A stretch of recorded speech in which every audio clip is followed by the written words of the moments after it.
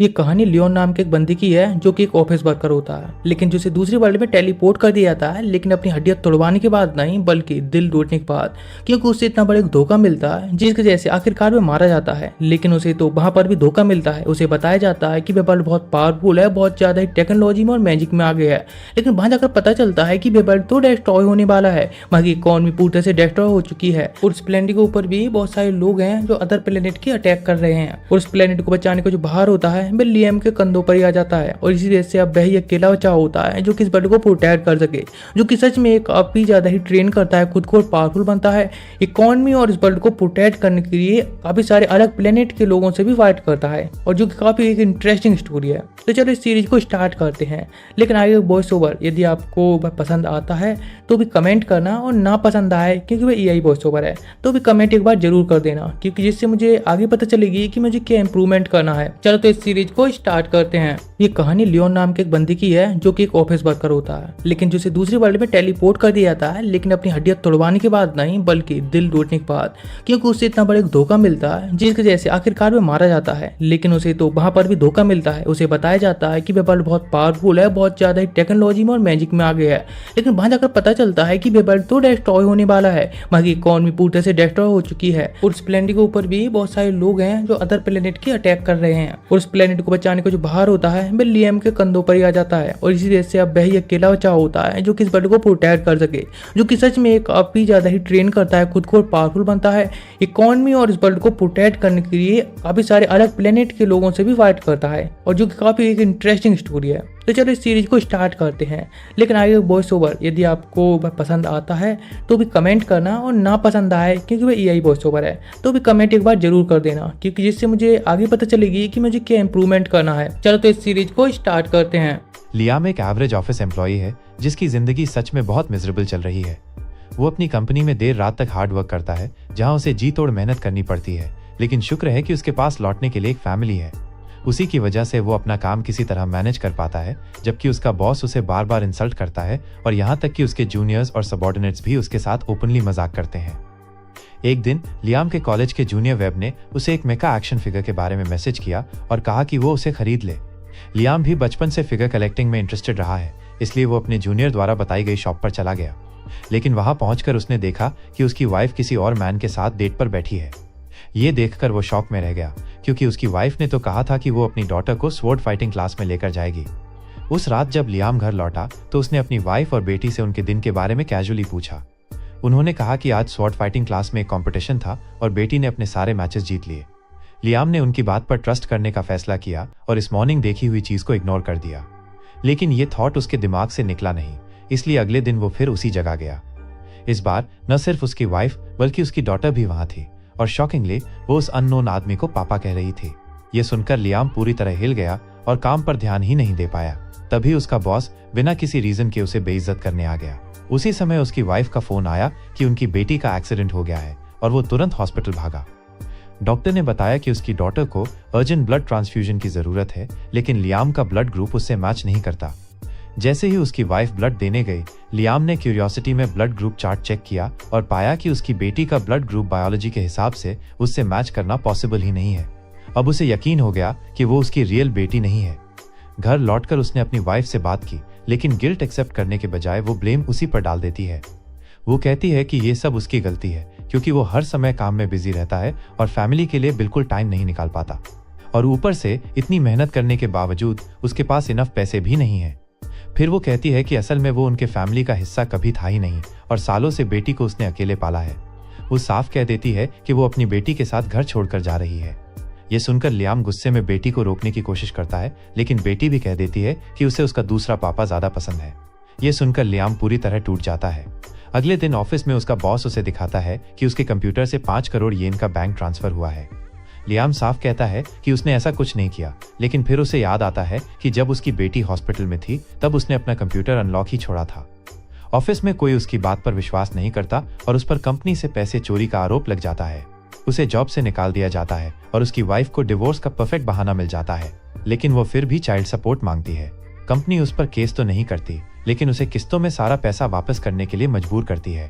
अब लियाम को construction worker के तौर पर जॉब करनी पड़ती है ताकि चाइल्ड सपोर्ट और लोन दोनों चुका सके। लेकिन यहाँ भी उसका बॉस उसे हर वक्त डांटता है और उसकी लाइफ पूरी तरह मैस हो जाती है। वो डिप्रेशन में चला जाता है क्योंकि उसके पास जीने की कोई वजह नहीं बची। यहाँ तक कि एक्शन फिगर्स और मेगा टॉयज के लिए उसका पुराना एक्साइटमेंट भी खत्म हो जाता है। फिर भी वो अंदर से बिलीव करता है कि शायद हार्डवर्क से सब ठीक हो जाए। उसे अपनी बेटी की याद आती रहती है, भले ही वो जानता है कि वो उसकी असली बेटी नहीं है। एक दिन उसे खबर मिलती है कि गंभीर रूप से बीमार है। इंश्योरेंस और ट्रीटमेंट के पैसे न होने के कारण वो अपने अपार्टमेंट में अकेले मरने का फैसला कर लेता है। वो मौत का इंतजार कर ही रहा होता है कि अचानक उसके ऊपर एक ब्राइट लाइट दिखाई देती है। ये लाइट उसे पास्ट की सारी घटनाओं के विजुअल्स दिखाती है और उसे पता चलता है कि उसके बॉस ने ही उसके कंप्यूटर से पैसे ट्रांसफर किए थे। इतना ही नहीं, उसकी वाइफ का अफेयर भी उसी बॉस के साथ था जिसने उसे पैसे दिए ताकि वो लग्जरी लाइफ जी सके। ये सच्चाई जानकर लियाम पूरी तरह बिखर जाता है और चाहता है कि ये सब एक नाइटमेयर हो, लेकिन एक आवाज कहती है कि ये सच है। तभी एक स्टाइलिश आदमी जो खुद को गाइड कहता है उस लाइट से बाहर आता है और लियाम से कहता है कि एक अच्छे इंसान होने के बावजूद उसने सच में बहुत कठिन और दुख भरी लाइफ जी है। वो लियम से पूछता है कि क्या वो उन लोगों को फॉरगिव कर सकता है जिन्होंने उसे इतना टॉर्चर दिया, लेकिन लियम गुस्से में कहता है कि वो उनसे रिवेंज लेना चाहता है। गाइड उसकी नेगेटिव इमोशंस देखकर खुश होता है और उन्हें डिलिशियस कह देता है। फिर वो लियम से कहता है कि उसने उसमें इंटरेस्ट इसलिए लिया क्योंकि वो एक गुड पर्सन है, लेकिन लियम कोल्ड टोन में रिप्लाई देता है कि अब उसे अच्छा बनने की बिल्कुल परवाह नहीं। उसे रिग्रेट होता है कि उसके काइंड नेचर का बार बार फायदा उठाया गया और वो कसम खाता है कि अगर उसे लाइफ में एक और चांस मिला तो वो सिर्फ अपने लिए जिएगा। वो वादा करता है कि इस बार वो एक विलन बनेगा जो दूसरों को क्रश करेगा। गाइड मुस्कुराते हुए कहता है कि उसके पास उसके लिए बिल्कुल राइट चीज है। वो एक सूटकेस से कुछ फोटोग्राफ्स निकालता है और बताता है कि वो उसे दूसरी वर्ल्ड में भेजने आया है जहां वो खुद डिसाइड कर सकता है कि जाना कहाँ है। ऑप्शंस में मैजिक और सुपर पावर्स वाली वर्ल्ड, सैमुराई एरा का जापान, वाइल्ड वेस्ट और यहाँ तक कि प्री हिस्टोरिक टाइम भी शामिल है। लियम सोचता है कि क्या ये सच है, क्योंकि ऐसी चीजें सिर्फ एनिमे में होती हैं। लेकिन जैसे ही उसकी नजर जायंट रोबोट्स और स्पेसशिप्स वाली पैरेलल वर्ल्ड पर पड़ती है, उसकी नजर वहीं अटक जाती है। वह अपने जूनियर के साथ एनिमे पर हुई फन डिस्कशंस याद करते हुए उस ऑप्शन की ओर हाथ बढ़ाता है। गाइड कहता है कि उसने परफेक्ट चॉइस की है क्योंकि इस वर्ल्ड में एडवांस टेक्नोलॉजी और मैजिक दोनों है। यहाँ अभी भी नोबिलिटी सिस्टम चलता है, यानी नोबल क्लास सत्ता में है। गाइड उसे बताता है कि वो एक प्लैनेट पर रूल करने वाले काउंट के बेटे के रूप में जन्म लेगा। लियम को यह आइडिया अच्छा लगता है और जैसे ही वो जायंट रोबोट वाली इमेज के पास पहुंचता है, वो गाइड के साथ एक कॉन्ट्रैक्ट साइन करता है जो उसे नई दुनिया में भेज देता है। वो विश करता है कि इस बार उसकी लाइफ बेहतर हो। उसका रीबर्थ लियम बैनफील्ड के रूप में होता है, हाइड्रा प्लैनेट के काउंट का ओनली सन, जिस पर डेंस वेजिटेशन का कब्जा है। उसके 5th बर्थडे पर उसकी मदर कहती है कि उसके लिए एक स्पेशल गिफ्ट है। वो उसे एक बड़े केक वाले रूम में ले जाती है और गिफ्ट अनरैप करने के लिए कहती है। गिफ्ट खाली निकलता है, लेकिन उसमें एक रिमोट कंट्रोलर रखा है। उसकी मदर बताती है कि उसका गिफ्ट एक कस्टम मेड AI मेड है। वो उसे कहती है कि रिमोट के जरिए वो अपनी पसंद के फीचर्स चुन सकता है और लियम ऑप्शंस देखकर हैरान रह जाता है। वो अपनी मदर से पूछता है कि उसे AI मेड रोबोट की जरूरत क्यों है। तभी उसके फादर रूम में आते हैं। वो कहते हैं कि उसे इसकी जरूरत पड़ेगी क्योंकि एक और खास बर्थडे गिफ्ट मिलने वाला है। अचानक उसके फादर अनाउंस करते हैं कि वो काउंट बैनफील्ड की टाइटल और पूरे फैमिली एसेट्स उसे गिफ्ट कर रहे हैं। लियम ये सुनकर स्टंड रह जाता है, लेकिन उसके फादर रिपीट करते हैं कि आज से वो फैमिली हेड है और अपनी इच्छा से इस प्लैनेट को रूल कर सकता है। बदले में सिर्फ एक डिमांड है, वे दोनों रॉयल कैपिटल में सेटल हो रहे हैं और उसे हर मंथ उन्हें अलाउंस भेजना होगा। लियम के लिए ये डील परफेक्ट है क्योंकि उसे कंप्लीट फ्रीडम मिलती है। फादर अपने बटलर ब्रायन को बुलाते हैं जो कॉन्ट्रैक्ट लाता है। लियम उस पर साइन करता है और हाउस का हेड बन जाता है। पेरेंट्स तुरंत कैपिटल के लिए निकल जाते हैं, बताते हुए कि अब से AI मेड उसकी देखभाल करेगी। लियम सोच नहीं पा रहा कि सिर्फ 5 साल की उम्र में उसे पावर, वेल्थ और इन्फ्लुएंस मिल गया है। वो कसम खाता है कि इस बार वो प्योर विलन बनेगा जो अपनी मर्जी से मजे करेगा और दूसरों को दबाएगा। वो गाइड को थैंक्स देता है, इस बात से अनजान कि गाइड ने कभी उसकी हेल्प करने का इरादा ही नहीं किया था। धरती पर गाइड लियम की लाइफलेस बॉडी के पास खड़ा उसकी पैथेटिक लाइफ का मजाक उड़ा रहा है। फिर वो लियम की चीटिंग वाइफ और उसके बॉस के साथ थोड़ा फन करने का प्लान बनाता है, जो एक लग्जरी रेस्टोरेंट में डिनर कर रहे होते हैं। बॉस प्रिटेंड करता है कि उसे लियम की हालत पर अफसोस है, लेकिन वो औरत एक पल के लिए भी गिल्ट नहीं दिखाती। जब दोनों फ्यूचर प्लान्स डिस्कस कर रहे होते हैं, गाइड अपनी पावर्स से पुलिस को वहां बुला देता है।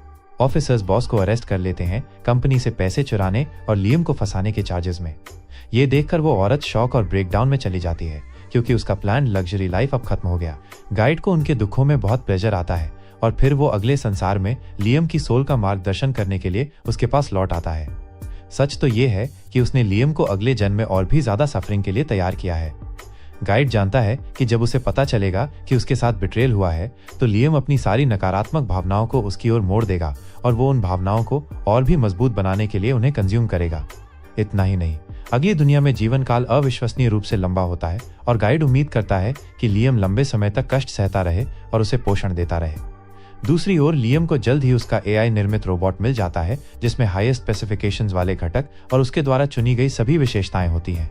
वो बॉक्स खोलने के लिए बहुत एक्साइटेड है और बटलर ब्रायन उसे बताता है कि उसे बॉक्स खोलने के लिए बस उसे टच करना होगा। जैसे ही लियम पैकेजिंग बॉक्स को छूता है वो अचानक गायब हो जाता है और एआई से बना रोबोट जिंदा हो जाता है। वो अपना परिचय एमागी के रूप में देती है और लियम भी अपना परिचय देता है। ब्रायन उसे बताता है कि इस बने रोबोट को हर हफ्ते सिर्फ 2 घंटे मेंटेनेंस की जरूरत होती है, लेकिन लियम उसकी बात नहीं सुनता। छोटा बिगड़ैल आदमी एमागी को अपने साथ प्ले रूम में ले जाता है ताकि उसके चेहरे के हर पहलू को बारीकी से देख सके और जब वे वापस आते हैं तो वो उसके साथ बहुत सहज महसूस करता है। ब्रायन घबरा जाता है ये सोचकर कि उसका नया मालिक एक बिगड़ैल आदमी है, लेकिन लियम उसे काम डाउन होने के लिए कहता है क्योंकि उसका दिमाग 36 साल के वयस्क जैसा है। ब्रायन उसे बताता है कि 36 साल के लोगों को अभी भी बच्चे ही माना जाता है और एमागी ये भी बताती है कि एम्पायर में वयस्कता की आधिकारिक उम्र 50 है। हालांकि ज्यादातर लोगों को 100 साल की उम्र तक मैच्योर नहीं माना जाता और एवरेज लाइफ एक्सपेक्टेंसी भी करीब 500 साल है। लियाम अपनी लॉन्ग लाइफ में जो कुछ भी कर सकता है उसकी सोच से एक्साइटेड हो जाता है, लेकिन तभी ब्रायन उसे वार्न करता है कि वो एमागी के बहुत क्लोज ना जाए। लियाम रीजन पूछता है तो बटलर बताता है कि एम्पायर को एआई से सबसे ज्यादा नफरत है क्योंकि एक बार एआई ने मानवता को ऑलमोस्ट वाइप आउट कर दिया था। लकीली ब्रेव लोगों के एक ग्रुप ने एआई को ह्यूमैनिटी को पूरी तरह खत्म करने से रोका और उन्हीं लोगों ने एम्पायर की फाउंडेशन रखी। अब वे किसी भी फॉर्म में एआई से हेट करते हैं। लियाम को क्यूरियोसिटी होती है कि अगर उसकी मदर को ये सब पता था तो उसने उसे एआई क्यों बनवाया, लेकिन ब्रायन सच छुपाने की कोशिश करता है। लियाम उस पर अब मैं कैप्टन हूं वाला डायलॉग मारता है और उसे सच बताने का ऑर्डर देता है। घबराकर ब्रायन रिवील करता है कि उसके पेरेंट्स उसे छोड़कर भाग गए क्योंकि उनका फैमिली डेट में डूबा हुआ था।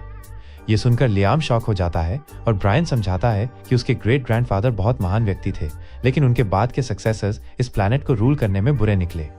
बटलर फर्दर एक्सप्लेन करता है कि उनके ज्यादातर रिसोर्सेज मनी लेंडर्स के पास गिरवी हैं और प्लैनेट की इकोनॉमी भी खराब है।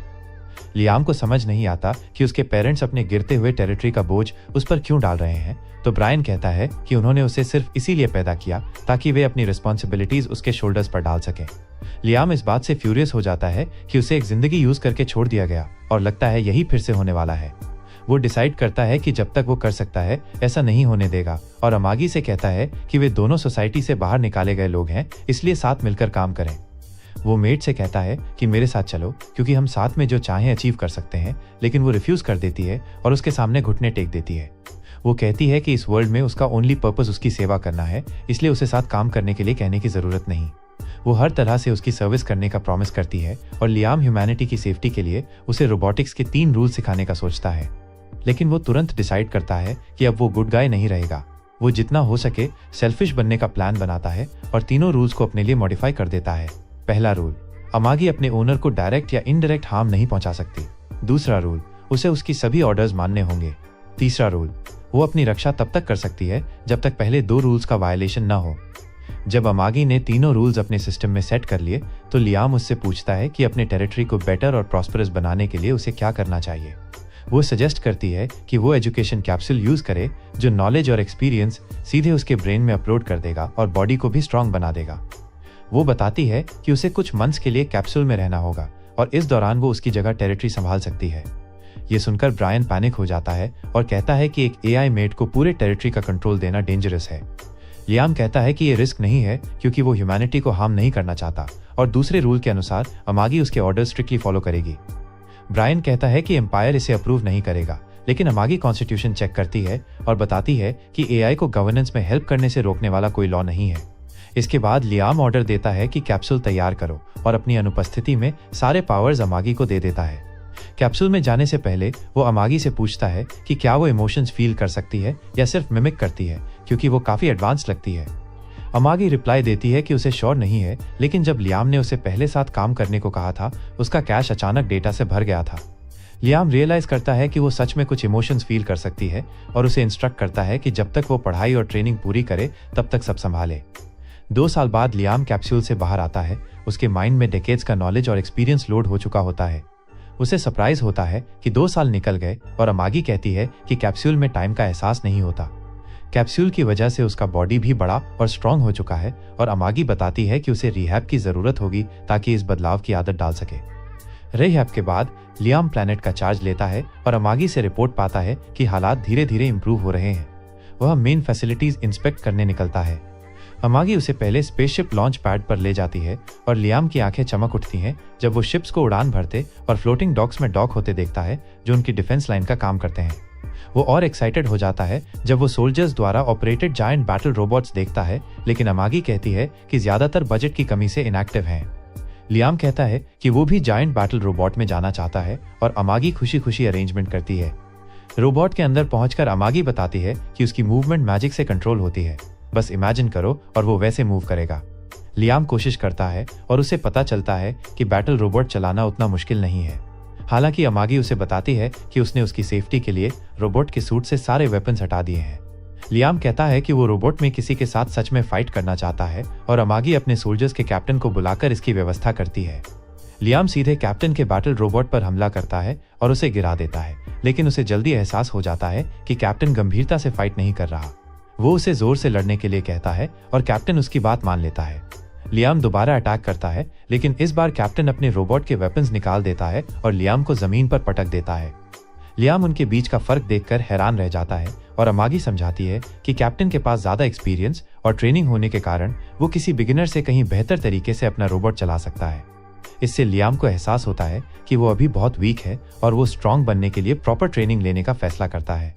वो ब्रायन को आदेश देता है कि आसपास का बेस्ट मार्शल आर्ट्स इंस्ट्रक्टर ढूंढे, लेकिन बटलर कहता है कि वो एक रूलर है, उसे फाइट सीखने की जरूरत नहीं।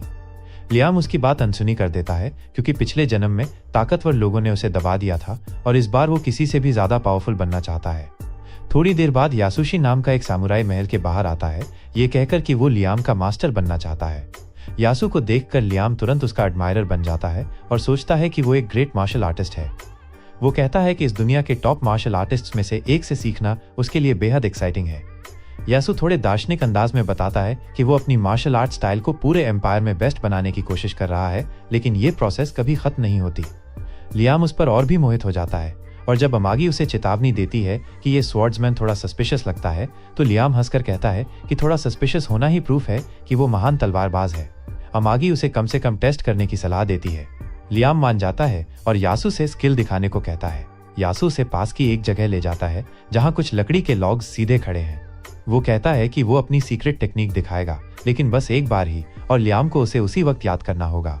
लियाम अमागी से रिकॉर्डिंग करने को कहता है और यासु अपना स्टांस लेता है। वो अपनी तलवार को शीट से आधा बाहर निकालता है और तुरंत वापस रख देता है, लेकिन अगले ही पल लॉग्स आधे कटकर गिर जाते हैं। लियाम स्टन रह जाता है और अमागी से वीडियो एनालाइज करने को कहता है।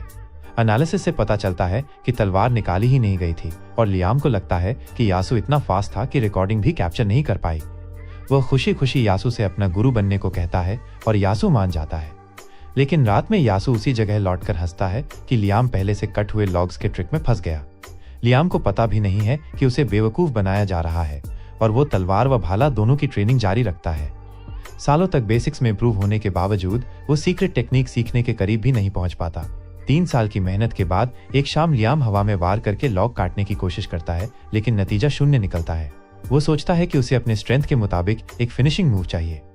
उस रात जब यासु अपने कमरे में मांगा पढ़ रहा था, लियाम ने दरवाजा नॉक किया और सीक्रेट टेक्निक सीखने की रिक्वेस्ट की। यासु ने इनकार कर दिया, रिमाइंडिंग हिम कि उसने शुरुआत में ही कहा था कि वो उसे बस एक बार दिखाएगा। ये सुनकर लियाम घबरा जाता है और माफी मांगकर कहता है कि वो दोबारा ये टॉपिक नहीं लाएगा। यासु उसे माफ करने का नाटक करता है और चिप्स खाते हुए उसका मजाक उड़ाता है। तभी लियाम फिर से आता है और कहता है कि वो अपनी मंथली फी में एक्स्ट्रा पैसा देना चाहता है पिछली गलती की माफी के तौर पर। यासु खुश होकर पैसे ले लेता है, सोचता है कि ये उसकी जिंदगी का सबसे आसान काम है। फिर लियाम कहता है कि वो ट्रेनिंग से एक दिन की छुट्टी चाहता है क्योंकि अगले दिन उसका इंपॉर्टेंट काम है। अगले दिन अमागी उसे उसके प्लैनेट की इकोनॉमी पर एक रिपोर्ट देती है। वो बताती है कि वे अभी भी भारी डेट में है, लेकिन धीरे धीरे रिकवरी हो रही है। लियाम ये सुनकर खुश होता है और उसकी तारीफ करता है, लेकिन अमागी कहती है कि उसने उम्मीदों के मुताबिक परफॉर्मेंस नहीं दी। वो दिखाती है कि एजुकेशन और ह्यूमन रिसोर्स डेवलपमेंट में हैवी इन्वेस्टमेंट के बावजूद प्रोग्रेस बहुत स्लो है। सारी जानकारी देखने के बाद लियाम तुरंत समझ जाता है और डिपार्टमेंट हेड को बुलाता है। तभी एक पसीने से लथपथ अस्त व्यस्त आदमी आता है और लियाम उससे सीधा पूछता है कि वो सरकार से पैसे क्यों चुरा रहा है, क्योंकि इसके सबूत हैं कि वो फंड्स अपनी जेब में डाल रहा है। वो आदमी लियाम को एक भोला भाला बच्चा समझते हुए उसे समझाने की कोशिश करता है कि उसके काम में कई अनप्रेडिक्टेबल प्रॉब्लम्स आती रहती हैं और उन्हें सॉल्व करने के लिए पैसे की जरूरत होती है। लियाम उसकी तरफ और गौर से देखने लगता है और मजाक में उसके करप्शन की तारीफ करता है, ये सोचकर कि शायद उससे कुछ टिप्स मिल जाए। लेकिन तभी अमागी उसे करप्शन से जुड़े एक बड़े स्कैंडल पर पब्लिश न्यूज आर्टिकल दिखा देती है। वो आदमी सफाई देते हुए कहता है कि ये स्कैंडल उसने नहीं बल्कि उसके सबॉर्डिनेट ने किया था और इसी वजह से उसे फांसी दे दी गई। अमागी कुछ और न्यूज रिपोर्ट्स और रिकॉर्ड स्टडी करती है और पाती है कि उस सबॉर्डिनेट के खिलाफ पक्के सबूत नहीं थे और फांसी के बाद भी पैसा वापस नहीं आया। तभी लियाम को अपने पिछले जन्म की याद आ जाती है जब उसके बॉस ने उसे ट्रैप किया था और वो समझ जाता है कि ये पसीने से तरबतर मूर्ख भी वही कर रहा है। गुस्से में आकर वो आदमी से सीधे कॉन्फ्रंटेशन करता है और पूछता है कि क्या उसने अपने सबॉर्डिनेट को फंसाया और मरवा दिया। वो बदमाश एक्ट करता है जैसे उसे कुछ पता ही ना हो, लेकिन जैसे ही लियाम तलवार निकालकर आगे बढ़ता है वो कह देता है कि उसने तो बस वही किया जो इकोनॉमी को स्मूथ चलाने के लिए जरूरी था। जब लियाम फिर भी काम नहीं होता तो वो आदमी डराने की कोशिश करता है और कहता है कि वो लग्जरी का आनंद सिर्फ इसलिए ले रहा है क्योंकि उसके जैसे लोग देश चलाने के लिए हार्ड वर्क करते हैं। लियाम उसे उसकी बात पूरी करने का मौका नहीं देता और एक ही बार में उसे परलोक भेज देता है। जाते जाते कहता है कि अपनी पावर का मिसयूज और अपने लोगों पर अत्याचार करने का हक सिर्फ उसे है। वो चिल्लाता है कि कोई भी उसके लोगों और उसके वेल्थ को टच नहीं कर सकता और जो कोई भी उसके सामान पर हाथ डालेगा वो उसे खत्म कर देगा। इसके बाद लियाम अमागी को ऑर्डर देता है कि करप्शन की पूरी इन्वेस्टिगेशन करो और हर गिल्टी ऑफिसर को खत्म कर दो, लेकिन अमागी पहले उसे काम डाउन करने को कहती है। लियाम को तभी एहसास होता है कि उसने अभी अभी किसी को मार डाला है, लेकिन अमागी उसे तलवार छुड़ाने में हेल्प करती है। फिर वो बताती है कि हर करप्ट ऑफिसर को खत्म करना या जॉब से निकाल देना उनके प्लैनेट के लिए नुकसानदेह होगा क्योंकि लगभग हर कोई करप्ट है और वो खुद सब संभाल नहीं सकती। वो लियाम को सजेस्ट करती है कि वो एडमिनिस्ट्रेशन और पेपर वर्क में एक्सपर्ट लगभग 30 और AI मेड्स खरीद ले और अगर वे टॉप टियर मॉडल्स न भी हों तो कोई फर्क नहीं पड़ेगा। लियाम उसे ऐसा करने और करप्ट ऑफिशियल्स को भी खत्म करने का आदेश देता है, लेकिन अमागी को चिंता है कि इससे उसकी इमेज पर बुरा असर पड़ेगा। लियाम साफ कहता है कि उसे अपनी इमेज की परवाह नहीं, क्योंकि उसे सिर्फ ऐसे लोग चाहिए जो उसकी बात माने। इसके तुरंत बाद लियाम अपने 3 साल के ट्रेनिंग को फिर से कैप्टन के खिलाफ लड़कर परखना चाहता है, लेकिन जैसे ही वो किसी मास प्रोड्यूस्ड बैटल रोबोट में बैठने वाला होता है, यासू वहां पहुंचकर कहता है कि इजी टू कंट्रोल रोबोट में बैठना वेस्ट होगा। अगर लियाम टॉप पर पहुंचना चाहता है तो उसे हार्ड पाथ चुनना होगा और ऐसा रोबोट कंट्रोल करना होगा जिसे हर कोई चला न सके। लियाम को लगता है यासू सही कह रहा है और वो कैप्टन की तरफ मुड़ता है। कैप्टन बताता है कि अगर वो चाहे तो अपने ग्रेट ग्रैंडफादर का पर्सनल बैटल मैक यूज कर सकता है जो 3 जनरेशंस पुराना है। असल में यासू जानबूझकर लियाम को उसके ग्रेट ग्रैंडफादर का मैक लाने पर मजबूर कर रहा है। आज सुबह वो वेयरहाउस में कीमती सामान ढूंढने आया था क्योंकि लियाम बहुत फास्ट सीख रहा था और जल्द ही उसके पास सिखाने के लिए कुछ नहीं बचेगा। वेयरहाउस में उसे कुछ वैल्यूएबल नहीं मिला जब तक कि उसकी नजर एक पुरानी मेका यूनिट पर नहीं पड़ी जो देखने में स्क्रैप जैसी लग रही थी, लेकिन उसने सोचा कि इसके पार्ट्स बेचकर अच्छा प्रॉफिट कमा लेगा। लियाम ट्रैप में फंस गया और ब्रायन को उस पुराने मैकनाइट को रिपेयर करने का ऑर्डर दे दिया। ब्रायन कहता है कि ये यूनिट बहुत पुरानी है और प्रैक्टिकली यूज के लायक नहीं और बेसिक सीखने के लिए मास प्रोड्यूस्ड यूनिट बेहतर होगा, लेकिन लियाम मना कर देता है, ये कहते हुए कि उसके टीचर ने बताया है कि असली फाइटर टफेस्ट मैक भी उड़ा सकता है। ब्रायन के पास कोई जवाब नहीं तो वो बस एडवाइस देता है कि कम से कम ट्रेनिंग में टाइम वेस्ट मत कर क्योंकि वो ऑलरेडी बहुत अच्छा है। लियाम ये सलाह भी रिजेक्ट करता है और कहता है कि वो यासू की बताई बेस्ट ट्रिक के लिए ट्रेनिंग कर रहा है। इस बीच अमागी लियाम के ऑर्डर पर पुराने मैक की इंस्पेक्शन करने जाती है। उसे यासू पर बिल्कुल भरोसा नहीं, लेकिन वो मालिक के ऑर्डर्स को इग्नोर नहीं कर सकती और चाहती है कि पुराना मैक उसे सेफ रखे। कुछ दिनों बाद नियास नाम की एक इंजीनियर मैक रिपेयर करने प्लैनेट पर आती है। वह खुद को 7th रॉयल वेपन्स फैक्ट्री की इंजीनियर बताती है और लियाम भी अपना इंट्रोडक्शन देता है। नियास अमागी को घूरती है और लियाम पूछता है कि क्या उसे उसकी मेड से कोई प्रॉब्लम है। दरअसल नियास अमागी में इंटरेस्ट रखती है क्योंकि उसने इतना expensive custom made AI robot पहले कभी नहीं देखा। वो उसे करीब से एग्जामिन करने लगती है, लेकिन लियाम उसे रोक देता है और कहता है कि बस अपना काम करो। फिर वो उसे पुराने मैक के पास ले जाता है और नियास कहती है कि इसे छोड़कर कुछ नया खरीद लो, लेकिन लियाम इंसिस्ट करता है कि इसे रिपेयर करना है। नियास बताती है कि इस मॉडल का प्रोडक्शन बहुत पहले बंद हो चुका है, इसलिए इसके स्पेयर पार्ट्स रेयर और कॉस्टली होंगे। लियाम कहता है कि जो पार्ट्स अनअवेलेबल हैं उन्हें मॉडर्न पार्ट से रिप्लेस कर दो, लेकिन कंट्रोल्स का मैनुअल ओरिजिनल ही रहे। वो उससे कहता है कि उसे प्राइस की बिल्कुल परवाह नहीं है और ये सुनकर नियास के चेहरे पर हल्की सी मुस्कान आ जाती है। लियाम आगे बताता है कि उसे अपने रोबोट में एक फाइनल मूव चाहिए, कुछ वैसा जैसा रॉकेट पंच होता है। तभी यासु वहां पहुंचता है ये देखने कि मामला क्या है। पहली नजर में ही उसे नियास पसंद आ जाती है और वो कूल अंदाज में उसके पास जाने की कोशिश करता है, लेकिन नियास उस समय लियाम के साथ इस बात पर बहस कर रही होती है कि रोबोट पर रॉकेट आर्म क्यों नहीं लग सकता। आखिर में लियाम पैसों की ताकत दिखाकर उसे मना लेता है, लेकिन यासु के अंदर जलन घर कर जाती है क्योंकि नियास ने उसकी तरफ ध्यान तक नहीं दिया। वह तय करता है कि लियाम से बदला लेगा और इसके लिए उसे एक इम्पॉसिबल ट्रेनिंग देगा। झील के बीच में लकड़ी पर बैलेंस बनाते हुए आंखों पर पट्टी बांधकर टेनिस बॉल से बचना और ऊपर से उसकी तलवार को एक्स्ट्रा हैवी बना देना। लियाम साफ कहता है कि यह पॉसिबल नहीं है, लेकिन यासु सिर्फ बदला लेने के लिए ये करवा रहा है। वो लियाम को समझाता है कि अपनी सेंसेस पर भरोसा छोड़ो और इंस्टिंक्ट्स का इस्तेमाल करो। वो कहता है सोचो मत, महसूस करो। लियाम हमेशा की तरह उसकी बात को गंभीरता से लेता है। कुछ दिनों बाद नियास मेचा यूनिट की रिपेयरिंग और कस्टमाइजेशन पूरी कर देता है और ब्रायन बैनफील्ड परिवार के पुराने सुनहरे दिनों को याद करते हुए नॉस्टैल्जिया में खो जाता है। इसके बाद नियास लियाम को मेचा चलाना सिखाता है और डेमो के लिए उसे कॉकपिट में ले जाता है। कंट्रोल रूम को स्पेशल मैजिक से बड़ा किया गया है और जैसे ही लियाम अपनी सीट पर बैठता है, मेचा उसे स्कैन करता है और उसे अपना मास्टर मान लेता है। नियास बताता है कि अब यह यूनिट सिर्फ उसे ही पायलट के तौर पर रिकॉग्नाइज करेगी। फिर लियाम पहला कदम उठाने की कोशिश करता है, लेकिन वो जमीन पर गिर जाता है क्योंकि मेचा में उसे मूव करने में मदद करने वाली कोई एक्स्ट्रा असिस्ट फीचर नहीं है। नियास कहता है कि इससे इसे कंट्रोल करना और मुश्किल होगा, लेकिन अगर वो इसमें महारत हासिल कर ले तो इसे अपने शरीर की तरह चला सकता है। लियाम दोबारा कोशिश करता है और इस बार वो उठकर स्टोर रूम से बाहर निकल जाता है। नियास उसकी स्किल से प्रभावित होकर कहता है कि अगर वो इतनी जल्दी मेचा को कंट्रोल करना सीख सकता है तो वो वाकई टैलेंटेड है। वो कहती है कि चलते समय बस इमेजिन करता रहे कि मेचा कैसे मूव करेगा। तभी उसके मार्शमेलो से हाथ लियाम के हाथ से छू जाते हैं और लियाम के दिमाग में शरारती ख्याल आने लगते हैं। मेचा भी उन हरकतों को अंजाम देने लगता है। यासु ये देख घबरा जाता है क्योंकि उसे लगता है कि लियाम मेचा के अंदर नियास के साथ कुछ गलत कर रहा है। दूसरी तरफ ब्रायन खुश है क्योंकि ये पहली बार है जब लियाम ने किसी ह्यूमन लड़की में इंटरेस्ट दिखाया है। मेचा के अंदर नियास भी डर जाता है और सोचता है कि लियाम विकृत इंसान है। बाद में यासु बदला लेने के लिए उसकी पागलपन भरी ट्रेनिंग को और कड़ा कर देता है। अगले दिन लियाम फिर से उस हिडन स्किल को सीखने की कोशिश करता है, लेकिन हमेशा की तरह असफल रहता है। वो अमागी से पूछता है कि क्या उसमें स्वॉर्ड्समैनशिप की कमी है, तो वो जवाब देती है कि एक एआई मेड होने के नाते वो टैलेंट के कॉन्सेप्ट को समझ नहीं पाती। फिर भी उसका मानना है कि दिक्कत लियाम में नहीं बल्कि यासु में है, समस्या ट्रस्ट की है। लियाम इसे गलत समझ लेता है और सोचता है कि अमागी का मतलब है कि उसने यासु पर भरोसा नहीं किया। अमागी कहती है कि उसका मतलब कुछ और था, लेकिन लियाम को अब समझ आ गया कि कमी कहाँ है। वो कहता है कि यासु के लिए तलवार की रीच से बाहर की लकड़ियों को काटना फिजिकली इम्पॉसिबल है, लेकिन इस दुनिया में मैजिक भी है। उसका मानना है कि यही रीजन है कि वो अपनी अल्टीमेट मूव कर सकता है। वो सोचता है कि अगर वो तलवार में मैजिक चैनल करे और खुद को उसे फ्लाइंग स्लैश के रूप में वार करते विजुअलाइज करे तो वो भी ये चाल सीख सकता है। वो तुरंत प्रैक्टिस शुरू कर देता है और सालों की कोशिश के बाद एक दिन अपनी लिमिट्स को तोड़ देता है। अगले दिन वो यासु को बुलाता है अपनी प्रोग्रेस दिखाने के लिए। वो अपनी स्पेशल टेक्निक से मैजिकल स्लैश मारता है और लकड़ी के लट्ठे को बीच से काट देता है।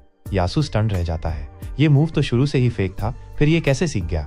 लियाम पूछता है कि क्या वो पास हो गया, और यासु के पास कोई जवाब नहीं।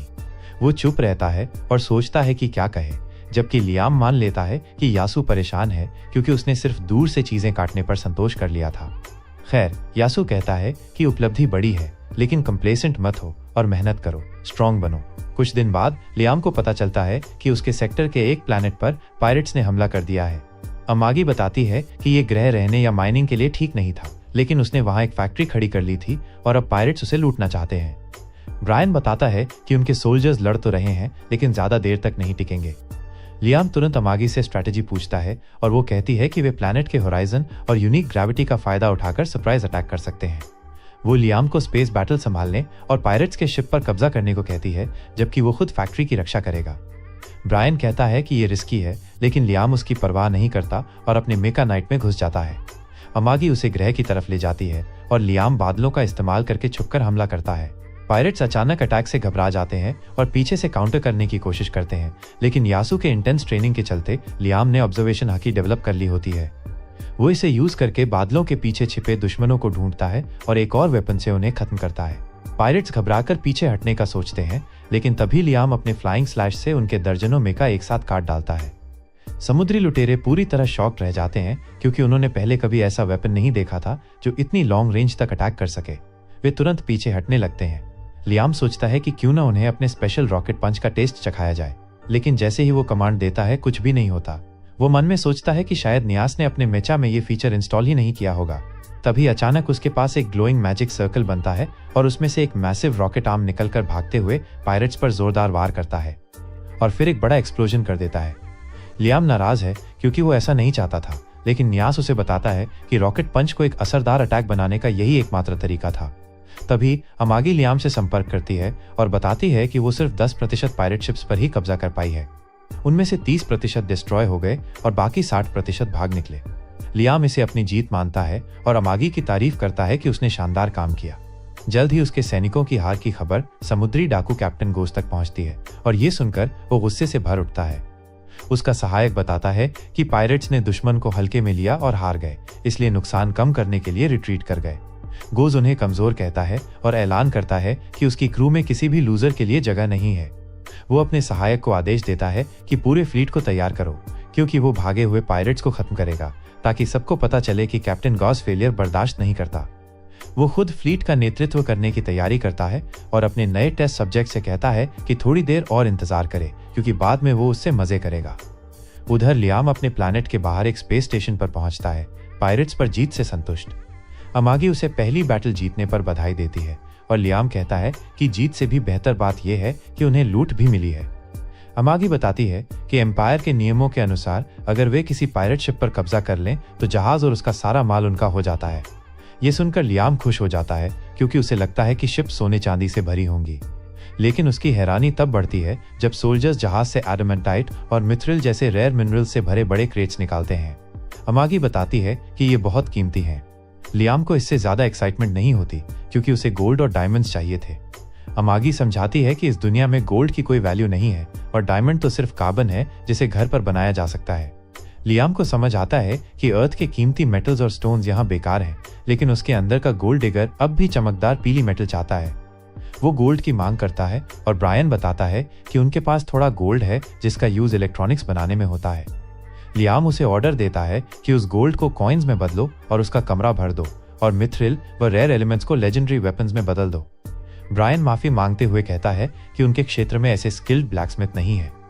लियाम निराश होता है, लेकिन अमागी बताती है कि पायरेट से लड़ाई के दौरान उसने कुछ और पता लगाया। वो कहती है कि बैनफील्ड फैमिली के पास लगभग 10,000 वॉरशिप्स हैं, लेकिन उनमें से सिर्फ 30% वर्किंग कंडीशन में है और इमरजेंसी में वे केवल 2,000 शिप्स डिप्लॉय कर सकते हैं। लियाम हैरान होता है कि इतनी कम शिप से भी उन्होंने पायरेट्स को हरा दिया। अमागी बताती है कि पायरेट्स ने उन्हें अंडर एस्टिमेट किया और बैटल में लियाम की टैक्टिक्स ने उन्हें हिला दिया। लियाम खुश होता है, लेकिन ये सोचकर परेशान भी कि उसके फ्लीट का 70% स्क्रैप है। अमागी सुझाव देती है कि जो शिप्स काम की नहीं है उन्हें बेच दें। ब्रायन विरोध करता है कि शिप्स कम हुई तो पायरेट्स फिर हमला करेंगे। अमागी जवाब देती है कि मेंटेनेंस भी खर्चा है और उनके पास पैसे कम है। लियाम उसकी बात से सहमत होता है और कहता है कि बेकार शिप्स को बेच दो या नया इस्तेमाल करो। अमागी फिर सुझाव देती है कि पायरेट्स के शिप से जो मटेरियल मिलेगा उससे और शिप्स खरीद सकते हैं। भले ही लेटेस्ट मॉडल न हो, पुराने लेकिन काम के जहाज तो मिल ही जाएंगे। ब्रायन कहता है कि पुराने जहाज फैमिली की प्रेस्टीज को नुकसान देंगे, लेकिन लियाम को प्राइड और ऑनर से कोई मतलब नहीं है, उसे बस जीत चाहिए। इसलिए वो अमागी को ऑर्डर देता है कि अच्छे सेकेंड हैंड वॉरशिप्स तुरंत खरीदो। इस बीच लियाम के इलाके से दूर नियास एम्पायर के नोबल्स को 7th वेपन्स फैक्ट्री के लेटेस्ट वॉरशिप का प्रेजेंटेशन दे रहा है।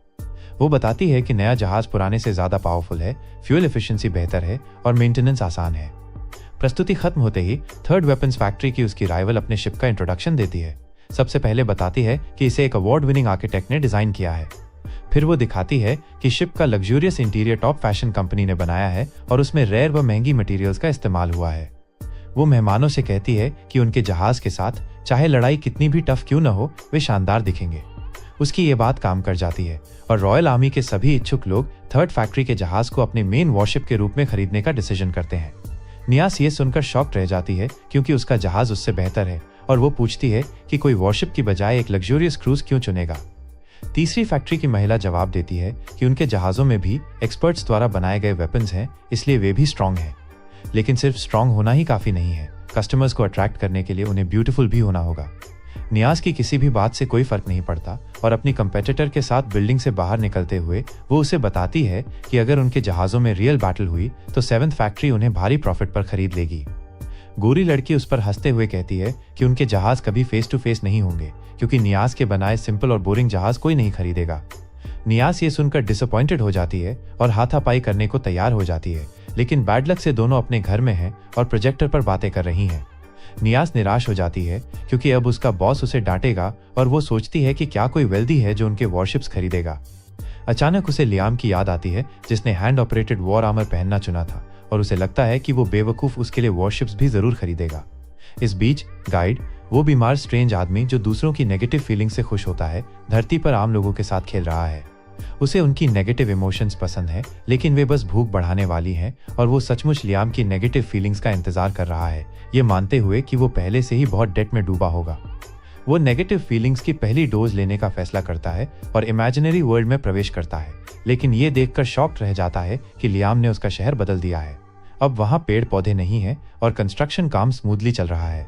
गाइड को इस पर विश्वास नहीं हो रहा क्योंकि अब तो शहर और भी वर्स हो गया होगा। फिर वो सोचता है कि कम से कम लियाम को अपनी स्वॉर्ड्समैनशिप से तो निराश होना ही चाहिए क्योंकि उसने खुद यासू नाम के उस फ्रॉड को उसके पास भेजा था। वो उस यूजलेस स्वॉर्ड्समैन का पता लगाने जाता है और उसे एक बार में ड्रंक पाता है और शिकायत करता है कि उसका डिसाइपल कैसे एक टॉप क्लास स्वॉर्ड्समैन बन गया जबकि वो खुद एक थर्ड रेट स्वॉर्ड्समैन भी नहीं है। वो शिकायत करता है कि वो स्ट्यूपिड ट्रेनिंग के तरीकों पर चलता रहा और किसी तरह एक मैजिक ट्रिक की नकल करके उसे रियल अटैक बना दिया। गाइड ये देखकर कंफ्यूज्ड हो जाता है और सीधे लियाम से पूछता है तो पाता है कि अब वो हूबहू वही ट्रिक कॉपी कर सकता है जो यासू ने उसे पहली मुलाकात में दिखाई थी। हालांकि लियाम इससे सेटिस्फाइड नहीं है क्योंकि उसे लगता है कि यासू ने उसे ये दिखाने के लिए अपना लेवल कम कर लिया है और अगर वो अपनी पूरी पावर लगा दे तो वो 1 माइल दूर से भी टारगेट को काट सकता है। वो और हार्ड ट्रेनिंग जारी रखने का फैसला करता है और स्वॉट प्ले करते हुए सोचता है कि जब उसके पेरेंट्स ने उसे छोड़ा था तो उसकी लाइफ कितनी बैडली शुरू हुई थी, लेकिन अच्छे लोगों के आने से वो सही चॉइस कर पाया। वो गाइड को यहाँ भेजने के लिए थैंक्स करता है और ये पॉजिटिव फीलिंग्स उस स्ट्रेंज को घुटनों के बल गिरा देती हैं क्योंकि पॉजिटिविटी के संपर्क में आने पर उसे दर्द होता है। वो तुरंत यासू की नेगेटिव फीलिंग्स को अपने हेल्थ के लिए ग्रहण कर लेता है और सोचता है कि लियाम इतना हैप्पी कैसे हो सकता है। उसे यकीन है कि उसने उसे यहाँ भेजकर कोई गलती नहीं की है और लियाम अभी जिस खुशी का सामना कर रहा है वो उसे और भी ज्यादा रुलाएगी जब उसे पता चलेगा कि उसकी लाइफ बर्बाद हो रही है। कुछ दिनों बाद अमागी ने लियाम को बताया कि रॉयल आर्मी अपने वॉरशिप्स को लेटेस्ट मॉडल से रिप्लेस कर रही है और वे अब तक यूज किए जा रहे वॉरशिप्स को बेचने के लिए एग्री हो गए हैं। लियाम को ये डील पसंद आता है, लेकिन फिर अमागी उसे बताती है कि रॉयल आर्मी ने एक कंडीशन रखी है कि उन्हें कुछ रिजर्व ऑफिसर्स और सोल्जर्स को एक्सेप्ट करना होगा जो जल्द ही रिटायर्ड होने वाले हैं। लियाम को लगता है कि रॉयल आर्मी अनवांटेड लोगों को उन्हें सौंप रही है, लेकिन अमागी कहती है कि ये एक अच्छा आइडिया है क्योंकि भले ही सोल्जर्स सेकंड रेट हों, उनके पास उनके बेस्ट सोल्जर्स से ज्यादा एक्सपीरियंस है और उन्हें आर्मी में शामिल करने से बैनफील्ड एस्टेट को फायदा होगा। ये सुनकर लियाम डील पर आगे बढ़ने का फैसला करता है और गाइड उसके पास कुछ ट्रू और जस्टिस लविंग सोल्जर्स को भेजने का फैसला करता है जो एक इविल लॉर्ड को टॉलरेट नहीं करेंगे और उसके खिलाफ रिबेलियन करेंगे। दूसरी ओर यासू बार की अपनी जर्नी से ड्रंक है, लेकिन जब वो नियाज को अपने रूम के बाहर से पुकारते हुए सुनता है तो वो तुरंत सोबर हो जाता है। वो उसे अंदर बुलाता है और नियाज उसकी तारीफ करते हुए कहती है कि उसने इतनी कम उम्र में लियाम को एक स्किल्ड स्वॉर्ड्समैन बनने के लिए ट्रेन किया है। यासू को लगता है कि वो उस पर दबाव डाल रही है, लेकिन नियाज सिर्फ लियाम के बारे में इंफॉर्मेशन चाहती है ताकि वो उसके साथ बिजनेस कर सके। ये मिसअंडरस्टैंडिंग उनकी बातचीत के दौरान बनी रहती है और यासू को लगता है कि नियाज उसके हॉबीज और पसंद के बारे में जानना चाहती है, जबकि वो जानना चाहती है कि वो लियाम को उनके वॉरशिप्स खरीदने के लिए किस तरह का फ्री ऑफर दे सकती है। वो एक लड़के की तरह बिहेव करने की कोशिश करता है, लेकिन जब नियाज बार बार प्लीड करती है तो वो ऑफिस की महिलाओं के लिए अपनी पहचान रिवील कर देता है। खैर, नियाज को लगता है कि लियाम को यही पसंद है, इसलिए जब वो अगली बार उससे मिलने जाती है तो बिल्कुल वैसे ही कपड़े पहनती है जैसे यासू ने उसे बताया था। वो टिकटॉक थॉट की तरह बिहेव करने लगती है और उससे अपने शिप्स खरीदने के लिए कहती है, लेकिन लियाम तुरंत मना कर देता है और कहता है कि उसने अभी अभी पुराने शिप्स और सोल्जर्स का एक पूरा दस्ता खरीदा है। ये जानने पर कि वो रॉयल आर्मी से शिप्स लाया है, नियाज थर्ड वेपन्स फैक्ट्री को भी उसके रास्ते में आने के लिए कोसती है, लेकिन वो लियाम को डेमो दिए बिना जाने से इनकार कर देती है। वो उसे अपनी फैक्ट्री के उन शिप्स के बारे में बताती है जो बेहतरीन परफॉर्मेंस के लिए डिजाइन किए गए हैं और वो उससे कहता है कि अगर वे इतने अच्छे हैं तो उन्हें रॉयल आर्मी को बेच दे। नियाज रोती है कि वो अपनी प्रेजेंटेशन से उन्हें मना नहीं पाई। वो लियाम से उसके 100 शिप्स खरीदने की भी विनती करती है और कहती है कि अगर उसके पास पैसे नहीं है तो वो लोन लेकर बाद में चुका सकता है। लियाम लोन के बारे में सुनना नहीं चाहता, इसलिए नियास अपनी इनर शवल को गले लगाने का फैसला करती है और उसे रिझाने लगती है। वो उसे रुकने के लिए कहता है क्योंकि उसे वो टाइम याद आता है जब उसकी वाइफ भड़काऊ अंडरवेयर पहनती थी, लेकिन उसके लिए नहीं। नियास रुकती नहीं है और आगे बढ़ती रहती है और लियाम उसे रोकने के लिए उसकी बात मान लेता है। वो उससे 300 वॉरशिप्स खरीदने का फैसला करता है क्योंकि अमागी उसे बताती है कि ये फ्यूचर में काम आएंगे और नियास खुशी खुशी उन्हें उसके लिए तैयार करने दौड़ती है। बाहर वो अपने साथी से कांटेक्ट करती है और उसे बताती है कि कैसे उसने एक रिच को 300 शिप्स बेचने के लिए बहकाया और ब्रायन और यासू दोनों ये सुन लेते हैं। ब्रायन को चिंता होती है कि लियाम एक हनी ट्रैप में फंस गया है, वहीं यासू गुस्से में है, ये सोचकर कि लियाम ने नियास पर कंट्रोल किया है जबकि वो उसकी टीचर को क्लियरली पसंद करता है। इसके तुरंत बाद नियास लियाम द्वारा ऑर्डर किए गए 300 एडवांस्ड वॉरशिप्स पहुंचा देती है और साथ ही रॉयल आर्मी से खरीदे गए सेकेंड हैंड वॉरशिप्स भी पहुंचते हैं। इस बीच यासू अभी भी नियास द्वारा लियाम को फंसाने की कोशिश पर नाराज है क्योंकि उसे लगता है कि ये लियाम की गलती है। उसे लगता है कि लियाम ने उसके लिए ऐसा करने के लिए उसे पैसे दिए थे और वो उसे इसके लिए माफ नहीं कर सकता। खैर, कोई तो उसकी नेगेटिव इमोशंस देखकर खुश है और वो है गाइड। वो चाहता है कि यासू लियाम पर और गुस्सा करे और फिर उसे इस तरह चोट पहुंचाए कि लियाम भी गहरी नेगेटिव फीलिंग्स से भर जाए। अपने टीचर की बदला लेने की इच्छा से अनजान लियाम 7th वेपन्स फैक्ट्री के लेटेस्ट वॉरशिप्स का इंस्पेक्शन करने जाता है और नियास उसे वहां घुमाने के लिए मौजूद होती है। लियाम कहता है कि भले ही ये पूरी तरह से लग्जूरियस ना हो, लेकिन एक नया मॉडल अच्छी चीज है। नियास उसे बताती है कि लग्जरी बेकार है, लेकिन लियाम जवाब देता है कि उसे वैसे भी इसकी जरूरत है। नियास प्रिटेंड करती है कि उसने ये बात नहीं सुनी और उसे ऐश वाइपर नाम के वॉरशिप के बारे में बताना शुरू करती है। वो एक कार सेल्समैन की तरह बिहेव करने लगती है और लियाम से कहती है कि वो पहले 3000 स्पेस किलोमीटर्स तक शिप को 25% से कम पावर पर चलाए और हर 5000 स्पेस किलोमीटर्स पर न्यूट्रिनो ऑयल बदले। वो उसे ये भी बताती है कि अगर वो शिप्स की रिपेयर के लिए उनकी फैक्ट्री से कांटेक्ट करेगा तो उसे लॉयल्टी पॉइंट्स मिलेंगे जिनसे उसे बेनिफिट होगा। और लियाम पूछता है कि क्या वो उसे वॉरशिप्स बेच रही है या कार्स। नियास ये भी इग्नोर करने का नाटक करती है और उससे रिसीट पर सिग्नेचर करने को कहती है। उसके बाद नियास फिर से एक वेश्या की तरह बिहेव करने लगती है और लियाम से उन पायरेट शिप्स को देने की डिमांड करती है जिन्हें उसने हाल ही में पकड़ा था। लियाम मना कर देता है और कहता है कि वो उन्हें भी अपने फ्लीट में शामिल करने की योजना बना रहा है, लेकिन वो लगातार विनती करती रहती है। अचानक अमागी को एक आइडिया आता है और वो लियाम से कहती है कि वे कुछ शिप्स नियास को दे सकते हैं और बाकी को रिपेयर करने के लिए कह सकते हैं क्योंकि ज्यादातर शिप्स बहुत खराब कंडीशन में हैं और कभी भी वर्क करना बंद कर सकते हैं। नियास कहती है कि वो खुशी खुशी उन कंडीशंस को एक्सेप्ट कर लेगी क्योंकि पायरेट शिप्स एम्पायर के बाहर की अननोन टेक्नोलॉजी का इस्तेमाल करते हैं और सभी रिसर्चर्स उनका स्टडी करने के लिए ईगर हैं। लियाम को भी आइडिया पसंद आता है और वो तुरंत अमागी और नियास को पायरेट शिप्स की जांच करने के लिए ले जाता है। वे पाते हैं कि इसका इंटीरियर उनके शिप से काफी अलग है और नियास को इसके कंट्रोल पैनल पर कई नए बटन्स मिलते हैं। लियाम की नजर एक स्टीयरिंग व्हील पर पड़ती है और उसे देखकर उसके अंदर का वन पीस वेब जाग उठता है। वो नियास से कहता है कि वो इस स्टीयरिंग व्हील को अपने वॉरशिप पर लगाना चाहता है और नियास उसे वार्न करती है कि ये यूजलेस होगा क्योंकि इससे शिप को कंट्रोल करना मुश्किल हो जाएगा। लियाम एक बच्चे की तरह बिहेव करने की कोशिश करता है और कहता है कि कभी कभी इंसान वही चाहता है जो उसका दिल कहता है, भले ही वो यूजलेस हो। वो बस आ भरती है और ऐसा करने के लिए अग्री हो जाती है, लेकिन तभी उसे पायरेट शिप में एक बहुत ही यूनिक डिवाइस दिखाई देता है और वो उस पर ध्यान देने लगती है। लियाम उसकी बकबक से बोर्ड हो जाता है जब उसे कोने में एक चमकता हुआ क्रीचर गायब होता हुआ दिखाई देता है। वो उसके पीछे दौड़ता है और अमागी से कहता है कि उसे लगा कि उसने एक डॉग देखा है। अचानक वो उसी चमकते हुए डॉग को फिर से अपने सामने कॉर्नर में गायब होते देखता है और वो उसका पीछा करने का फैसला करता है। ये निशान उसे और अमागी को एक स्ट्रेंज रूम में ले जाता है और वो खुद को कंसोल से जोड़कर देखती है कि वो नेविगेशन रूम है। वो नेविगेशन डिवाइसेस को एक्टिवेट करती है और फ्लोर उन सभी जगहों के मैप्स में बदल जाता है जहां शिप गया है। उन्हें पता चलता है कि पायरेट्स पूरे एम्पायर में शिप्स पर अटैक कर रहे हैं, लेकिन तभी अमागी को एक और भी अलार्मिंग बात नजर आती है। वो कहती है कि एक बार जब पायरेट शिप अपना अटैक कंप्लीट कर लेता है तो वो हमेशा एम्पायर की बाउंड्री पर स्थित एक वॉर्प गेट पर वापस टेलीपोर्ट हो जाता है। वहां से वो एम्पायर के क्षेत्र से बाहर जाने के लिए एक छोटे वॉर्प का इस्तेमाल करता है। लियाम क्यूरियस हो जाता है और उससे पूछता है कि क्या पायरेट्स का शिप किसी दूसरे एम्पायर में जाता है, लेकिन वो उसे बताती है कि वो एम्पायर की बाउंड्री पर स्थित बैटलफील्ड में जाता है। वो बताती है कि ये विभिन्न नेशंस और नोबल्स के लिए वॉर जोन रहा है और लियाम को एहसास होता है कि पायरेट्स इसका इस्तेमाल इसलिए कर रहे हैं क्योंकि इस केओटिक क्षेत्र में कोई भी उन्हें पकड़ने की जहमत नहीं उठाता।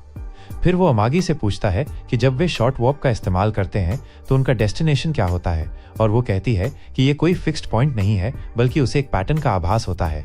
वो पैटर्न को डिकोड करना शुरू करती है और कुछ ही सेकंड्स में उसे पता चलता है कि शॉर्ट वॉर्प के लिए उनका डेस्टिनेशन एक अनयूजुअल क्लास वाला एक ईविल प्लैनेट है जो छोटे ब्लैक होल से भरे क्षेत्र में बहुत फास्ट घूमता है। वो कहती है कि ब्लैक होल का ग्रेविटी इस ऑर्बिट को वास्तव में अनप्रेडिक्टेबल बना देता है और पायरेट्स केवल इसलिए उस तक टेलीपोर्ट कर सकते हैं क्योंकि उन्हें इसके बारे में पहले से नॉलेज होती है। लियाम अब सचमुच क्यूरियस है और वो कहता है कि ये ईविल प्लैनेट को छिपाने के लिए परफेक्ट जगह है। अमागी अग्री होती है और कहती है कि ये पायरेट्स का सीक्रेट बेस होगा, लेकिन लियाम उससे सहमत नहीं होता। वो कहता है कि ये निश्चित रूप से एक ट्रेजर आइलैंड है क्योंकि पायरेट्स हमेशा अपने रेड्स के बाद ट्रेजर आइलैंड्स पर रुकते हैं। वो अमागी से कहता है कि वो अपना फ्लीट तुरंत तैयार कर ले क्योंकि वे ट्रेजर हंट पर जा रहे हैं। दूसरी ओर पायरेट कैप्टन गॉज ने अपने उन साथियों को पकड़ लिया है जो लियाम से लड़ाई हारकर भाग गए थे। गॉज इस बात से एंग्री है कि उसके लोग एक गरीब और वीक लॉर्ड से हार गए और वो अनाउंस करता है कि वो खुद लियाम को क्रश करके अपना ऑनर वापस लाएगा। लेकिन उससे पहले वो वापस भागे हुए कावर्ड्स के शिप्स को डिस्ट्रॉय कर देता है और फिर अपने मेन को एम्पायर की बाउंड्री पर स्थित पुमोनिया गेट पर अटैक करने का ऑर्डर देता है। उसी समय लियाम और उसके सोल्जर्स भी अपनी शॉर्ट डिस्टेंस की टैंगल जर्नी पूरी कर लेते हैं और अपने सबसे नजदीकी टैंगल गेट पर पहुंच जाते हैं जो उन्हें पुमोनिया गेट तक ले जाएगा। हालांकि वे इसका यूज नहीं कर सकते क्योंकि टैंगल गेट की मेंटेनेंस करने वाले ऑफिशियल्स उन्हें परमिशन नहीं देते। सुपरवाइजर लियाम से कांटेक्ट करता है और उसे बताता है कि उसे अपने व्हीकल्स के वेट और तय की गई डिस्टेंस के आधार पर टैंगल गेट्स का यूज करने के लिए टोल देना होगा। वो लियाम को क्लियरली बताता है कि 7000 वॉरशिप्स को एम्पायर की बाउंड्री तक टेलीपोर्ट करने का टोल काफी ज्यादा है और उसे एडवांस पेमेंट की जरूरत है क्योंकि उसे बैनफील्ड फैमिली की बाद में टोल चुकाने की कैपेबिलिटी पर भरोसा नहीं है। लियाम प्रॉमिस करता है कि लौटने पर वो पूरी अमाउंट चुका देगा, लेकिन सुपरवाइजर उसे बताता है कि उसके लौटने की कोई गारंटी नहीं है क्योंकि अगर वो पायरेट्स के हाथों पकड़ा गया तो उसका काम तमाम हो जाएगा। लियाम रिटर्न से इनकार कर देता है क्योंकि उसे अपने सोल्जर्स को यहाँ लाने में बहुत पैसा खर्च करना पड़ा है और वो अपना पर्स लाने में अपना टाइम और रिसोर्सेज वेस्ट नहीं करना चाहता। फिर वो एक कैरियन बन जाता है और कहता है कि वो मैनेजर से बात करना चाहता है। सुपरवाइजर उसे बताता है कि वो यहाँ सबसे हाईएस्ट पद है और लियाम उससे फेस टू फेस बात करने का फैसला करता है। अमागी को लगता है कि इससे कुछ नहीं बदलेगा क्योंकि अभी तो उनके बीच कोई एग्रीमेंट भी नहीं हुआ है, लेकिन लियाम उसे बताता है कि ह्यूमंस में एक यूनिक एबिलिटी होती है कि जब वे फेस टू फेस मिलते हैं तो एक दूसरे को बेटर समझ पाते हैं। इस बीच गोज और उसके पायरेट शिप्स पुमोनिया गेट पहुंच जाते हैं और उनके पक्ष के ऑफिशियल्स पहले से ही उसकी गिरफ्त में हैं। वो उन्हें नॉर्मल अमाउंट देता है और उन्हें वॉर्प गेट को उस लोकेशन से कनेक्ट करने के लिए कहता है जहां लियाम के सोल्जर्स इंतजार कर रहे हैं, लेकिन उसे अभी तक इसकी नॉलेज नहीं है। उसी समय लियाम वॉर्प गेट अथॉरिटी के ऑफिस में है और वो सुपरवाइजर से कहता है कि वो उसके लिए गेट खोल दे क्योंकि उसके लौटने पर वो उसे जरूर पैसे देगा। हालांकि सुपरवाइजर अपने काम पर अड़ा रहता है और उसे समझाने की सारी कोशिशों को रिजेक्ट कर देता है। तभी उसे पायरेट्स के आने की अलर्ट मिलती है और वो लियाम से कहता है कि वो घर चला जाए क्योंकि उसे और भी काम है। लियाम इस बात से डिसअपॉइंटेड होता है, लेकिन तभी उसे फिर से चमकता हुआ डॉग अपने पीछे दौड़ता हुआ महसूस होता है और वो देखने का फैसला करता है कि आखिर क्या हो रहा है। इसी बीच पायरेट्स वॉर्प गेट में घुस जाते हैं और एक वर्म होल उन्हें दूसरी तरफ के गेट से जोड़ता है। गेट से गुजरते हुए गॉज अपने मेन से कहता है कि वे बैनफील्ड फैमिली को डिस्ट्रॉय कर देंगे और उनके पास जो कुछ भी है उसे लूट करेंगे। दूसरी ओर लियाम की तरफ का सुपरवाइजर अपने सबऑर्डिनेट से कहता है कि इस बात की चिंता न करें कि वॉर्प गेट के दूसरी तरफ से कौन आ रहा है क्योंकि ये उनका काम नहीं है। हालांकि उसका सबऑर्डिनेट जानता है कि ये एक पायरेट क्रू है और वो लियाम के फ्लीट के बारे में चिंतित है जो इस समय वेटिंग एरिया में डिप्लॉयड है।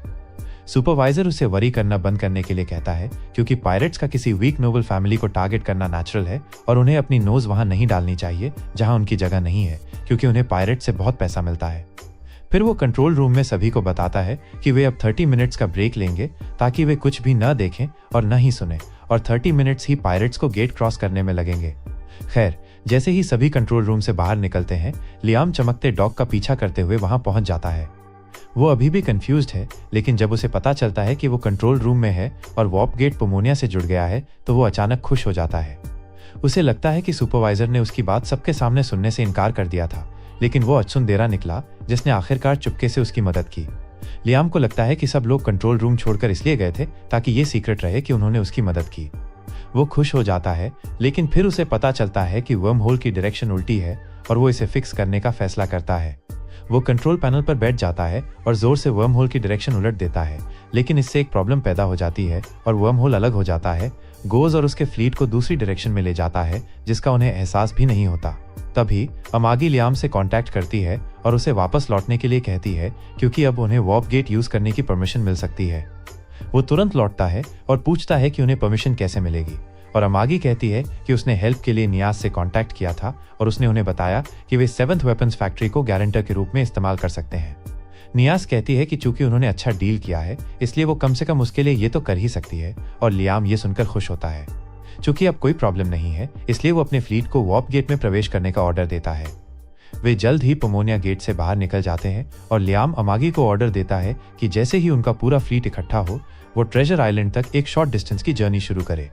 दूसरी ओर पायरेट्स इम्पेशेंट हो रहे हैं क्योंकि उन्हें अब तक दूसरी तरफ पहुंच जाना चाहिए था, लेकिन वे अभी भी वर्म होल में फंसे हुए हैं। अचानक उन्हें पता चलता है कि वे एक गेट के पास पहुंच रहे हैं, लेकिन जैसे ही वे उससे बाहर निकलते हैं उन्हें एहसास होता है कि वे बर्बाद हो चुके हैं। लियाम के इलाके के पास जाने के बजाय पायरेट फ्लीट शाही आर्मी के ट्रेनिंग ग्राउंड्स में पहुंच गया, जहां इस समय 70,000 रॉयल वॉरशिप्स डिप्लॉयड हैं। इस बीच लियाम का फ्लीट पूरी तरह से तैयार हो चुका है और वे शॉर्ट रेंज टैंगल का इस्तेमाल करके ट्रेजर आइलैंड तक पहुंचते हैं, जो पायरेट्स के शिप से भरा पड़ा है। अमागी ने अनुमान लगाया कि ट्रेजर आइलैंड के आसपास 20,000 पायरेट शिप्स हैं, लेकिन उनमें से ज्यादातर शिप्स में खड़े और इनएक्टिव हैं क्योंकि उन्हें किसी के इतने पास आने की उम्मीद नहीं थी। ये लियाम के लिए अच्छी खबर है और वो अपने कॉम्बैट आर्मर पहनने का फैसला करता है और अमागी को बाकी सब मैनेज करने का ऑर्डर देता है। वो तुरंत फ्लीट को पायरेट्स के शिप्स पर फायरिंग करने का कमांड देती है। जैसे ही पायरेट्स के शिप्स तेजी से खत्म होते हैं, लियाम भी तैयार होकर बैटलफील्ड में उतर जाता है। वो उन पायरेट्स के खिलाफ लड़ता है जो उसके स्किल का कोई मुकाबला नहीं कर सकते, और फिर अपने रॉकेट पंचेस का इस्तेमाल करके पायरेट्स के शिप्स पर अटैक करता है और उनके जरूरी वायर्स खींचकर उन्हें ब्लो अप कर देता है। जल्द ही पूरा पायरेट फ्लीट खत्म हो जाता है और लियाम अमागी को ऑर्डर देता है कि वो सभी मेका सोल्जर्स को ट्रेजर प्लैनेट पर भेजे ताकि वे जो कुछ भी पाएं उसे कलेक्ट कर सके। लियाम और उसके मेका वॉरियर्स ट्रेजर प्लैनेट पर अटैक करते हैं, उसकी आउटर सरफेस को डिस्ट्रॉय करके अंदर जाने का रास्ता बनाते हैं। प्लैनेट के अंदर एक साइंटिस्ट घबरा जाता है क्योंकि लियाम की आर्मी के अटैक्स उनकी बची खुची डिफेंस सिस्टम को डिस्ट्रॉय कर देते हैं। वो कंट्रोल रूम की ओर जाता है जहां उसे पता चलता है कि उन पर अटैक हो रहा है और प्लैनेट के चारों ओर गार्ड्स दे रहे सभी पायरेट शिप्स नष्ट कर दिए गए हैं। इस बीच लियाम आखिरकार प्लैनेट के अंदर पहुंच जाता है और उसका सामना कुछ मेका आर्मर्स पहने पायरेट से होता है। वो उन्हें खत्म करने में जरा भी टाइम वेस्ट नहीं करता और जब तक उसकी आर्मी का कैप्टन वहां पहुंचता है तब तक वो अपना काम कर चुका होता है। कैप्टन उसे बताता है कि उन्होंने अपनी तरफ के पायरेट्स का भी ध्यान रखा है और लियाम उन्हें ट्रेजर रूम की तलाश करते हुए रास्ता साफ करते रहने का ऑर्डर देता है। अचानक उसे फिर से चमकता हुआ डॉग दिखाई देता है और वो उसके फुटप्रिंट्स पर चलने का फैसला करता है। ये सही डिसीजन साबित होता है क्योंकि रास्ता उसे कंट्रोल रूम तक ले जाता है, जहां साइंटिस्ट और उसके साथी तुरंत सरेंडर कर देते हैं। लियाम इस रिजल्ट से खुश है और साइंटिस्ट से सारा ट्रेजर सौंपने को कहता है। उगो उससे पूछता है कि उसे किस तरह का ट्रेजर चाहिए, क्योंकि उसके पास वैल्यूएबल चीजें और पायरेट कैप्टन गोज द्वारा कलेक्टेड पेट्स हैं। लियाम सोचता है कि पहले देखा गया डॉग भी उन्हीं पेट्स में से एक होगा और वो साइंटिस्ट से उनके बारे में और पूछता है। वो सोचने लगता है कि लियाम भी गोज की तरह एक ट्विस्टेड प्रेडेटर है जिसे लोगों को अपने पेट्स बनाना पसंद है और अगर वो चाहे तो पेट्स को अपने ओबीडियंट डॉग्स बनाने की पेशकश भी करता है।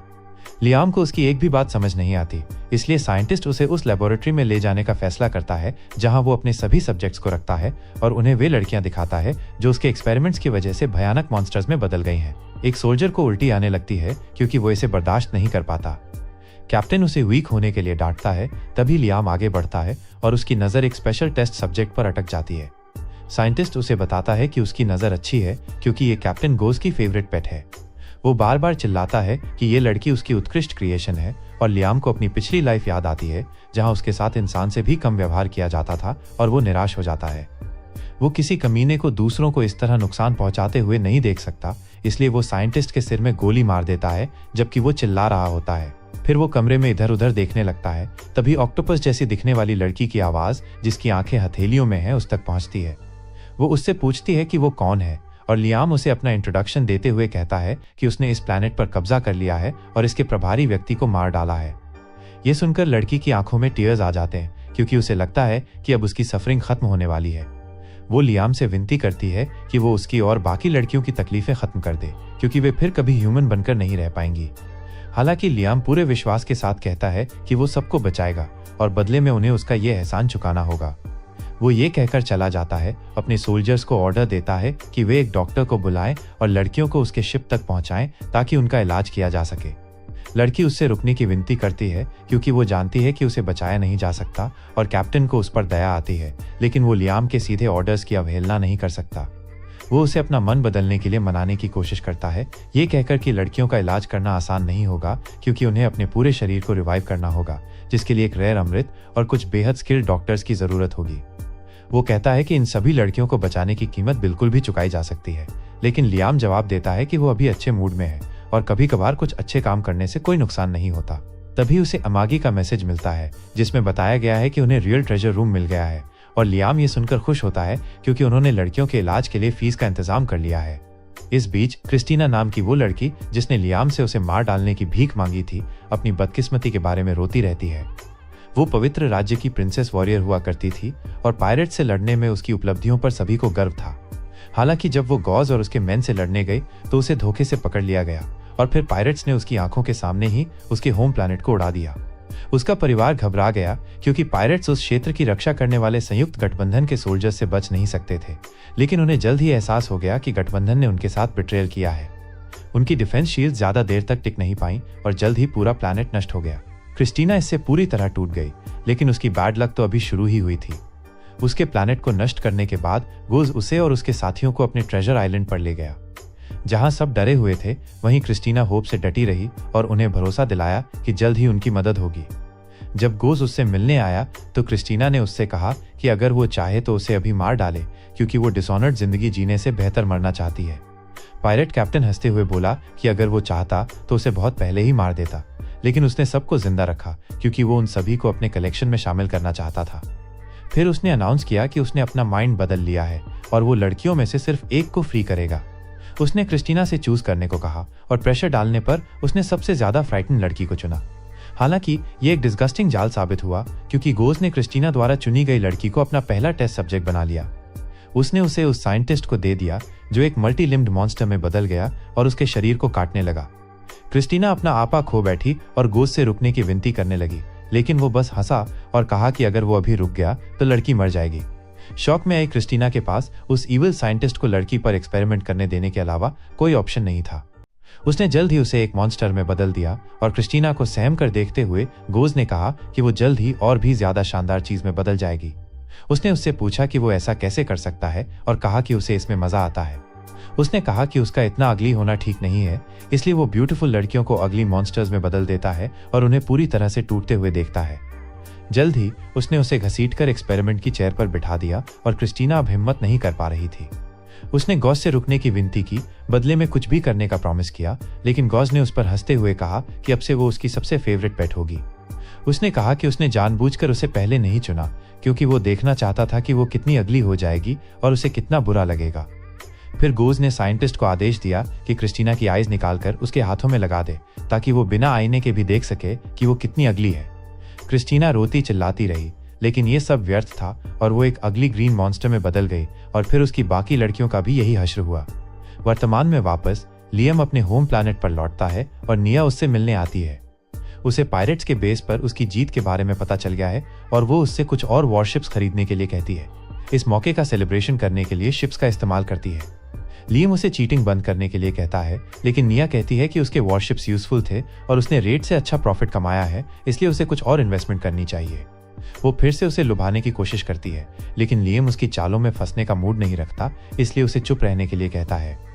जब उसकी सेडक्शन और ब्लैकमेलिंग प्लान्स फेल हो जाती हैं, तो निया लियम को याद दिलाती है कि उसने ही उसे वॉर्प गेट में एंट्री की परमिशन दिलाई थी और इस बार वो उसकी बात मानने को तैयार हो जाता है।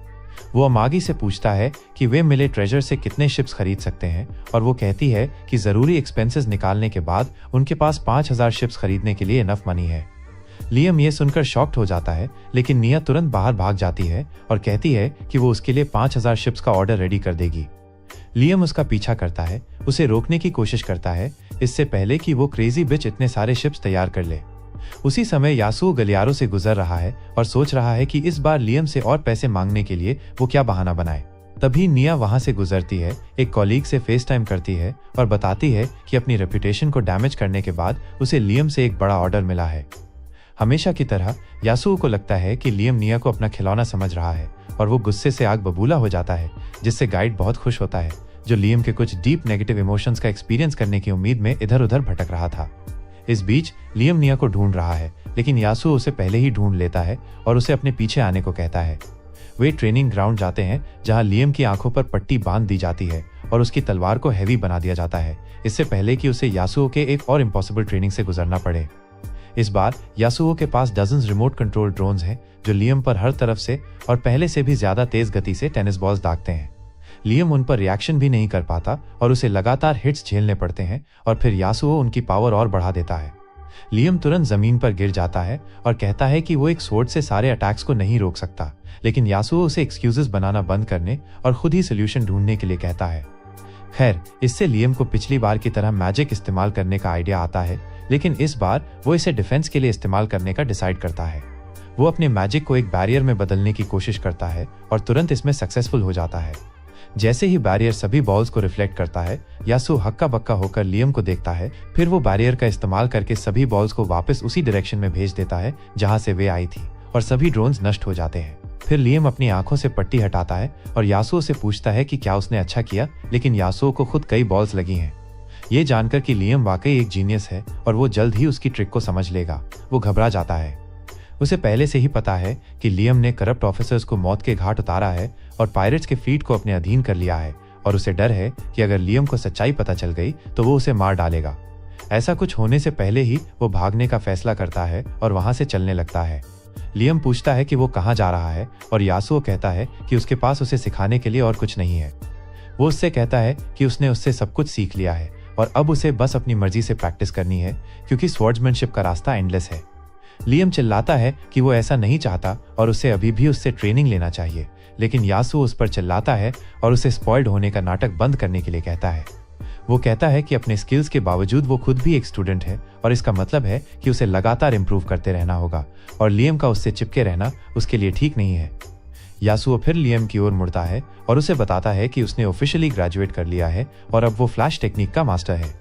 वो उसे बताता है कि एक मास्टर होने के नाते स्वॉर्ड्समैनशिप की आर्ट को पूरे यूनिवर्स में फैलाना उसका ड्यूटी है और लियम खुशी खुशी इसके लिए तैयार हो जाता है। जैसे ही वो मुड़ता है, यासुओ अपनी जान बचाने के लिए भाग जाता है।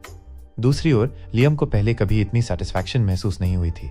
उसका डेट कम हो रहा है, उसका इलाका फ्लरिशिंग है, उसने कुछ पायरेट्स को भी हरा दिया है और अब उसके बॉस ने भी उसके स्किल्स को मान लिया है। वो इन सब के लिए गाइड का शुक्रिया अदा करता है और लियम की पॉजिटिव इमोशन से पूरी तरह तबाह होने से पहले ही वो ट्विस्टेड साइको किसी दूसरी दुनिया में भाग जाता है। कुछ हफ्ते बाद लियाम उस आदर्श ईविल लॉर्ड के बारे में सोचने लगता है जो वो बनना चाहता है।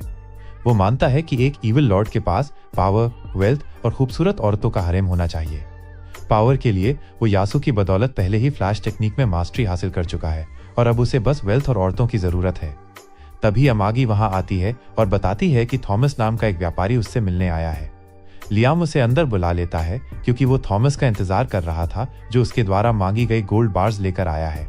गोल्ड बार्स देखकर लियाम बेहद खुश होता है क्योंकि ये उसकी ईविल लॉर्ड की जरूरतों की लिस्ट में दूसरी चीज को पूरा करता है, भले ही इस दुनिया में गोल्ड का कम वैल्यू है। थॉमस उसे पायरेट्स के खिलाफ जीत पर कांग्रेचुलेट करता है और लियाम को अंदाजा हो जाता है कि इसके पीछे कोई हिडन मोटिव है। वो सीधा मुद्दे पर आने को कहता है और थॉमस बताता है कि उसे एक डेंजरस रूट से गुजरना है और उसकी प्रोटेक्शन के लिए लियाम के फ्लीट से कुछ शिप्स चाहिए। वो कहता है कि सिर्फ 100 शिप्स काफी होंगी, लेकिन लियाम क्यूरियोसिटी से पूछता है कि उसे इतना रिस्की रूट क्यों लेना है। थॉमस बताता है कि उसके पास कोई ऑप्शन नहीं है क्योंकि पूरा ट्रेड रूट पायरेट्स के हमलों से प्रभावित है और कई मर्चेंट्स को भारी नुकसान हुआ है। लियाम उसकी चिंता समझकर अमागी से पूछता है कि क्या वे मर्चेंट दल के साथ 100 शिप्स भेज सकते हैं। अमागी बताती है कि वे शिप्स भेज सकते हैं और इसे अपने सोल्जर्स के ट्रेनिंग के लिए भी इस्तेमाल कर सकते हैं। शर्तें सुनकर लियाम मान जाता है और बदले में थॉमस वादा करता है कि अगली बार और गोल्ड लेकर आएगा। थॉमस के जाते समय वो अपने ड्राइवर से कहता है कि लियाम के इन्वेस्टमेंट से बैनफील्ड क्षेत्र तेजी से डेवलप हो रहा है। वो उसकी रूलिंग क्षमता से प्रभावित है, लेकिन गोल्ड के प्रति उसका जुनून उसे अजीब लगता है क्योंकि इस मेटल का खास वैल्यू नहीं है। थॉमस सोचता है कि शायद लियाम बस एक्सेंट्रिक है, लेकिन लियाम तो गोल्ड बार्स देखकर लिटरली ड्रूल कर रहा है। बटलर ब्रायन कहता है कि यह अच्छी बात है कि व्यापारी उसे इंपॉर्टेंट मानते हैं और रिश्वत देते हैं, लेकिन उसे गोल्ड से ज्यादा वैल्यूएबल चीजें मांगनी चाहिए। लियाम मानने से इनकार करता है और अमागी से कहता है कि गोल्ड बार्स को प्रोसेस करके उसके लिए एक लग्जूरियस बाथरूम बना दे। इससे उसकी दूसरी शर्त पूरी हो जाती है और अब बस हरेम बनाना बाकी है। वो ब्रायन को आदेश देता है कि बैनफील्ड क्षेत्र की सभी ब्यूटीफुल वुमेन को इकट्ठा करे ताकि वो बेस्ट चुन सके। साथ ही वो एक ग्रैंड हॉल को एंटरटेनमेंट रूम में बदलने का प्लान करता है। जैसे ही रोबोट मेड्स रेनोवेशन शुरू करती हैं, लियाम ब्रायन से कहता है कि वो अल्टीमेट लग्जरी के लिए वाइन से भरा एक पूल और चारों ओर जूसी मीट पिलर्स लगाएगा क्योंकि उसने अपने पिछले जन्म में एक मांगा में ऐसा सीन देखा था। ब्रायन को समझ नहीं आता कि लियाम इतना वियर्ड क्यों है, लेकिन वो ऑर्डर्स फॉलो करता है। दूसरी ओर अमागी ऑब्जेक्शंस देती है। लियाम कहता है कि वो बैनफील्ड फैमिली का हेड है, इसलिए अपने पैसों का यूज अपनी मर्जी से कर सकता है। अमागी मान लेती है, लेकिन बताती है कि अल्कोहल पूल खतरनाक है क्योंकि फ्यूम से एक्सप्लोजन हो सकता है। लियाम कहता है कि वो अल्कोहल कम कर देगा, लेकिन अमागी कहती है कि उसमें तैरना स्टिकी होगा और पीना अनहाइजीनिक। लियाम काउंटर करता है कि वाटर प्योरीफायर्स हैं, लेकिन वो बताती है कि प्योरीफायर्स अल्कोहल भी हटा देंगे। ब्रायन बीच में कूदकर कहता है कि वो अपने मास्टर को इतना अनहाइजीनिक काम नहीं करने देगा। वो मीट टांगने का विरोध करता है और अमागी कहती है कि प्रोसेस्ड मीट से हॉल ग्रोसरी शॉप लगेगा और रॉ मीट से बुचर शॉप। फिर भी लियाम हरेम बनाने पर अड़ा है। अमागी इसे गुड आइडिया कहती है और ब्रायन भी कहता है कि एक नोबल और बैनफील्ड हेड के पास हरम होना चाहिए। लियाम को एहसास होता है कि विमेन के साथ रहने के लिए उसे ईविल लॉर्ड बनने की जरूरत नहीं। ब्रायन फिर जोर देकर कहता है कि लियाम को तुरंत हरम बनाना चाहिए और एयर्स पैदा करने चाहिए। लियाम चिढ़ जाता है, लेकिन खुश है कि किसी को आपत्ति नहीं। वो कहता है कि उन्हें तुरंत सुंदर महिलाओं की तलाश शुरू करनी चाहिए। ब्रायन पूछता है कि हैरम कितना बड़ा चाहिए और ड्रामेटिक टोन में लियाम कहता है 100 वुमेन। ब्रायन हैरान होता है, लेकिन उसकी सोच के विपरीत ये नंबर उसे कम लगता है। अमागी भी इस बात से एग्री करती है, कहती है कि उन्होंने 10,000 कैंडिडेट्स को शॉर्टलिस्ट किया है और वो फर्स्ट बैच के पहले 1000 लोगों को बुलाने की प्लान बना रही है। ये सुनकर लियाम थोड़ा नर्वस हो जाता है, लेकिन ब्रायन उसे बार बार प्रेस करता है। कहता है कि उसे अपने हरेम में ज्यादा से ज्यादा औरतें रखनी होगी ताकि वो उनमें से अपने लिए परफेक्ट लड़की ढूंढ सके। वो लगातार उसे कहता है कि जल्दी से लाइफ पार्टनर ढूंढ ले, लेकिन लियाम साफ कहता है कि अमागी ही उसके लिए आइडियल महिला है और वो हमेशा उसकी बेस्ट फ्रेंड रहेगी। जहां तक हरेम की बात है, अमागी उसे लिस्ट देती है और कहती है कि जिसे भी पसंद करे उसे राइट स्वाइप कर दे और वे उसे तुरंत पैलेस में बुला लेंगी। वो बताती है कि कोई भी महिला उसके हरेम में शामिल होने का इनविटेशन पाकर लकी महसूस करेगी, क्योंकि वो इस रीजन का मास्टर है। लेकिन यही बात लियाम को सबसे ज्यादा डिस्टर्ब करती है। वो अमागी और ब्रायन से कहता है कि उसे ऐसी महिलाएं नहीं चाहिए जो इस रोल में खुशी खुशी आ जाए। इसके बजाय वो एक विकेड लॉर्ड बनना चाहता है और महिलाओं को अपने हरम का हिस्सा बनने के लिए फोर्स करना चाहता है, चाहे उन्हें ये पसंद हो या नहीं। ब्रायन उसकी सोच से शॉक्ड है, लेकिन लियाम पीछे हटने को रेडी नहीं है। वो उन्हें कहता है कि कुछ ब्यूटीफुल महिलाएं खोजो जो उससे हेट करती हों, क्योंकि वही उसकी विकेड लॉर्ड बनने की इच्छा को पूरा कर सकती हैं। कुछ दिन बाद लियाम खुद अपने इलाके में कुछ औरतों को चुनने के लिए निकलता है। पहली बार वो अपनी एस्टेट से बाहर जा रहा है और उसे यहाँ की कल्चर का कोई अंदाजा नहीं है, लेकिन उसे यकीन है कि जब तक वो डिस्गस्टिंग बिहेवियर करता रहेगा, महिलाएं उससे नफरत ही करेंगी। वो पहली ही क्यूट लड़की से बात करने की सोचता है, लेकिन हैरान होता है कि वो भी उसमें इंटरेस्ट ले रही है क्योंकि वो दिखने में हैंडसम है। वो लड़की पूछती है कि क्या उसे सच में उसके जैसी कोई चाहिए और फिर अपनी नाक की नथनी से एक बबल उड़ाती है। लियाम को ये ग्रोस लगता है, लेकिन फिर देखता है कि आसपास की सभी लड़कियों के पास भी ऐसी नथनी है जिससे बबल्स निकलते हैं। वो पूछता है कि ये क्या है और वो बताती है कि ये वुमेन के बीच लेटेस्ट फैशन ट्रेंड है। ये देखकर लियाम की उसमें इंटरेस्ट खत्म हो जाती है और वो घर लौट जाता है, लेकिन अपने लिए एक नथ खरीद लेता है। तभी अमागी और ब्रायन वहां आ जाते हैं और उसे महिलाओं में पॉपुलर ये एक्सेसरी पहने देखकर हैरान रह जाते हैं। लियाम साय करते हुए कहता है कि अगर उसके इलाके की महिलाएं इतनी सिली चीज को फैशनेबल समझती हैं तो उनकी चॉइस बहुत पुअर है। अमागी कहती है कि नाक के बबल्स वाली नथनी एक्चुअली बहुत क्यूट है और उसे दिखाने के लिए कहती है, लेकिन लियाम रिफ्यूज कर देता है। फिर वो नथनी को क्रश कर देता है और कहता है कि ये डिस्गस्टिंग है और तुरंत लोगों को इसे पहनने से बैन कर देता है। वो कंप्लेन करने लगता है कि उसके इलाके का फैशन सेंस उसकी उम्मीद से बहुत लो है, क्योंकि उसे लगा था कि लड़कियां टाइट ड्रेसेस पहनेंगी, खासकर एक ऐसी दुनिया में जहां साइंस फिक्शन और मैजिक दोनों हैं। लेकिन उसे मिली बस नथनी वाली लड़कियां जिनके नाक से स्लाइम बबल्स निकल रहे थे। और तो और जब उसने विमेन को फुल बॉडी लेटेक्स स्विमसूट्स पहने देखा जिसमें स्किन का एक भी हिस्सा नहीं दिख रहा था, तो उसका दिल टूट गया। अमागी बताती है कि ये लोग सनरेज से बचने के लिए फॉलो किया जाने वाला नया ट्रेंड है। वो समझाती है कि ये बैनफील्ड रीजन की कल्चर है जहां लोग अपना फैशन खुद सेट करते हैं। लियाम मानने से इनकार करता है कि ये उसके इलाके का फैशन है और अनाउंस करता है कि वो फैशन इंडस्ट्री बदल देगा। वो अमागी को ऑर्डर देता है कि कुछ डिजाइनर्स और ब्यूटीफुल गर्ल्स को हायर करो ताकि लोग उन्हें अच्छे कपड़ों में देखकर इंस्पायर्ड हों। और बड़ा स्टेटमेंट देने के लिए वो एम्पायर की सबसे पॉपुलर मॉडल को हायर करने का डिसाइड करता है, लेकिन अमागी बताती है कि उसकी फीस उनके ईयरली बजट के बराबर है। लियाम तुरंत मॉडल को हायर करने का आइडिया छोड़ देता है, लेकिन अभी भी वो ब्यूटीफुल वुमेन को महल में लाना चाहता है ताकि वो उन्हें अपने पसंद के आउटफिट्स पहना सके। अमागी कहती है कि महल में काम करने के लिए ब्यूटीफुल दिखना जरूरी है और यहाँ सभी स्टाफ मेंबर्स अट्रैक्टिव हैं।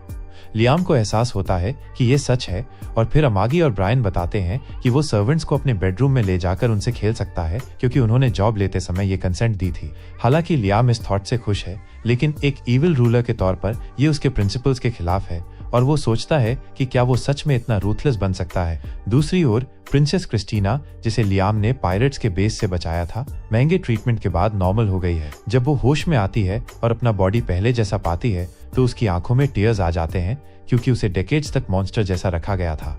वो खुश है, भले ही ये सिर्फ ड्रीम हो, लेकिन डॉक्टर बताता है कि ये ड्रीम नहीं है। उन्होंने उस पर एलिक्सर का इस्तेमाल किया है, एक मिराकुलस मेडिसिन जो किसी भी डिजीज और इंजरी को क्योर कर सकती है। क्रिस्टीना शॉक में पूछती है कि इतनी एक्सपेंसिव दवा उस प्रिंसेस पर क्यों खर्च की गई जिसकी होमलैंड नष्ट हो चुकी है। डॉक्टर बताता है कि ये सब लियाम की वजह से हुआ, जिसने हॉस्पिटल बनवाया, डॉक्टर्स को रखा और पायरेट्स द्वारा पकड़ी गई सभी लड़कियों के इलाज के लिए एलिक्सर मंगवाया। क्रिस्टीना ये सुनकर स्पीचलेस हो जाती है और फिर डॉक्टर बताता है कि उसके शरीर को मूव करने का रिहैब काफी टफ होगा। वो कहती है कि वो कुछ भी करने को रेडी है और डॉक्टर उसे लियाम का मैसेज देता है कि उसे अपना डेट चुकाना होगा। क्रिस्टीना लियाम के बारे में सोचती है और कैसे उसने उसे हेल से बचाया और वो उसे अपना मास्टर मानकर उसकी सर्विस करने का फैसला करती है। जल्द ही लियाम का क्षेत्र रैपिड ग्रोथ करने लगता है और लोग मजाक में कहते हैं कि उनके पास करने के लिए बहुत वर्क है और कमाने के लिए बहुत मनी। गाइड, जो लियाम से नाखुश किसी को ढूंढने की डेस्परेट कोशिश कर रहा है, सोचता है कि आखिर उसने क्या मिस्टेक की और हर कोई उतना गरीब और दुखी क्यों नहीं है जितना होना चाहिए। वो जल्दी से उस मिलिट्री बटालियन की ओर बढ़ता है जिसे लियाम को रॉयल आर्मी से मिले पुराने शिप्स के साथ तैनात किया गया था। उसने पहले ही इंश्योर कर लिया था कि कुछ वफादार और ऑनेस्ट सोल्जर्स अपने क्रूअल मास्टर के खिलाफ रिबेलियन शुरू करने के लिए यहाँ आएंगे। लेकिन सभी ने लियाम के प्रति लॉयल्टी की शपथ ली क्योंकि बाकी नोबल्स के विपरीत वो सच में पायरेट्स के खिलाफ खड़ा होता है और अपने सैनिकों के साथ फेयर व्यवहार करता है। इसके बाद वो यासू का हालचाल पूछता है, जो एक क्लब में अपनी रिटायरमेंट एंजॉय कर रहा है, सोचते हुए कि अब अगर उसे इस स्कैंडल के बारे में पता भी चल जाए तो भी वो यहाँ लियाम से सेफ रहेगा। लेकिन उसने ये कहकर अपनी किस्मत को चैलेंज कर दिया क्योंकि टीवी पर तुरंत न्यूज आ गई कि लियाम को पायरेट्स के बेस को डिस्ट्रॉय करने के लिए रॉयल आर्मी से ऑनर मेडल मिला है।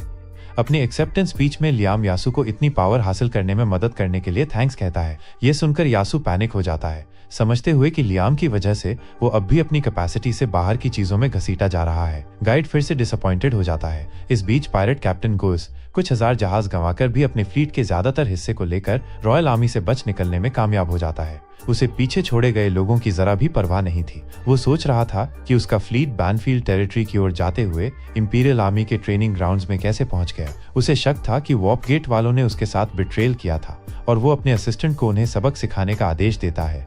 लेकिन तभी उसके पास गाइड प्रकट होता है और कहता है कि वो गुस्सा गलत लोगों पर निकाल रहा है। गाइड अपनी पावर का इस्तेमाल करके गोसे को कंट्रोल में कर लेता है और बताता है कि असली टारगेट लियम है, जिसने उसके ट्रेजर आइलैंड पर हमला किया था। गोसे तुरंत अपना आदेश बदल देता है और क्रू को लॉजिस्टिक्स रिफिल करने का कहता है। प्लान के मुताबिक जैसे ही वे तैयार होंगे, वे बैनफील्ड टेरिटरी में लूटिंग और डिस्ट्रक्शन के लिए निकल पड़ेंगे।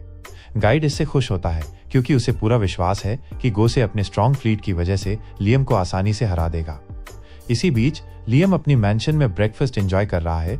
उसकी रोबोट मेड्स उसे घेर कर हर छोटी छोटी बात पर परेशान कर रही हैं, लेकिन उसके अंदर का एक हिस्सा इससे सेटिस्फाइड नहीं है।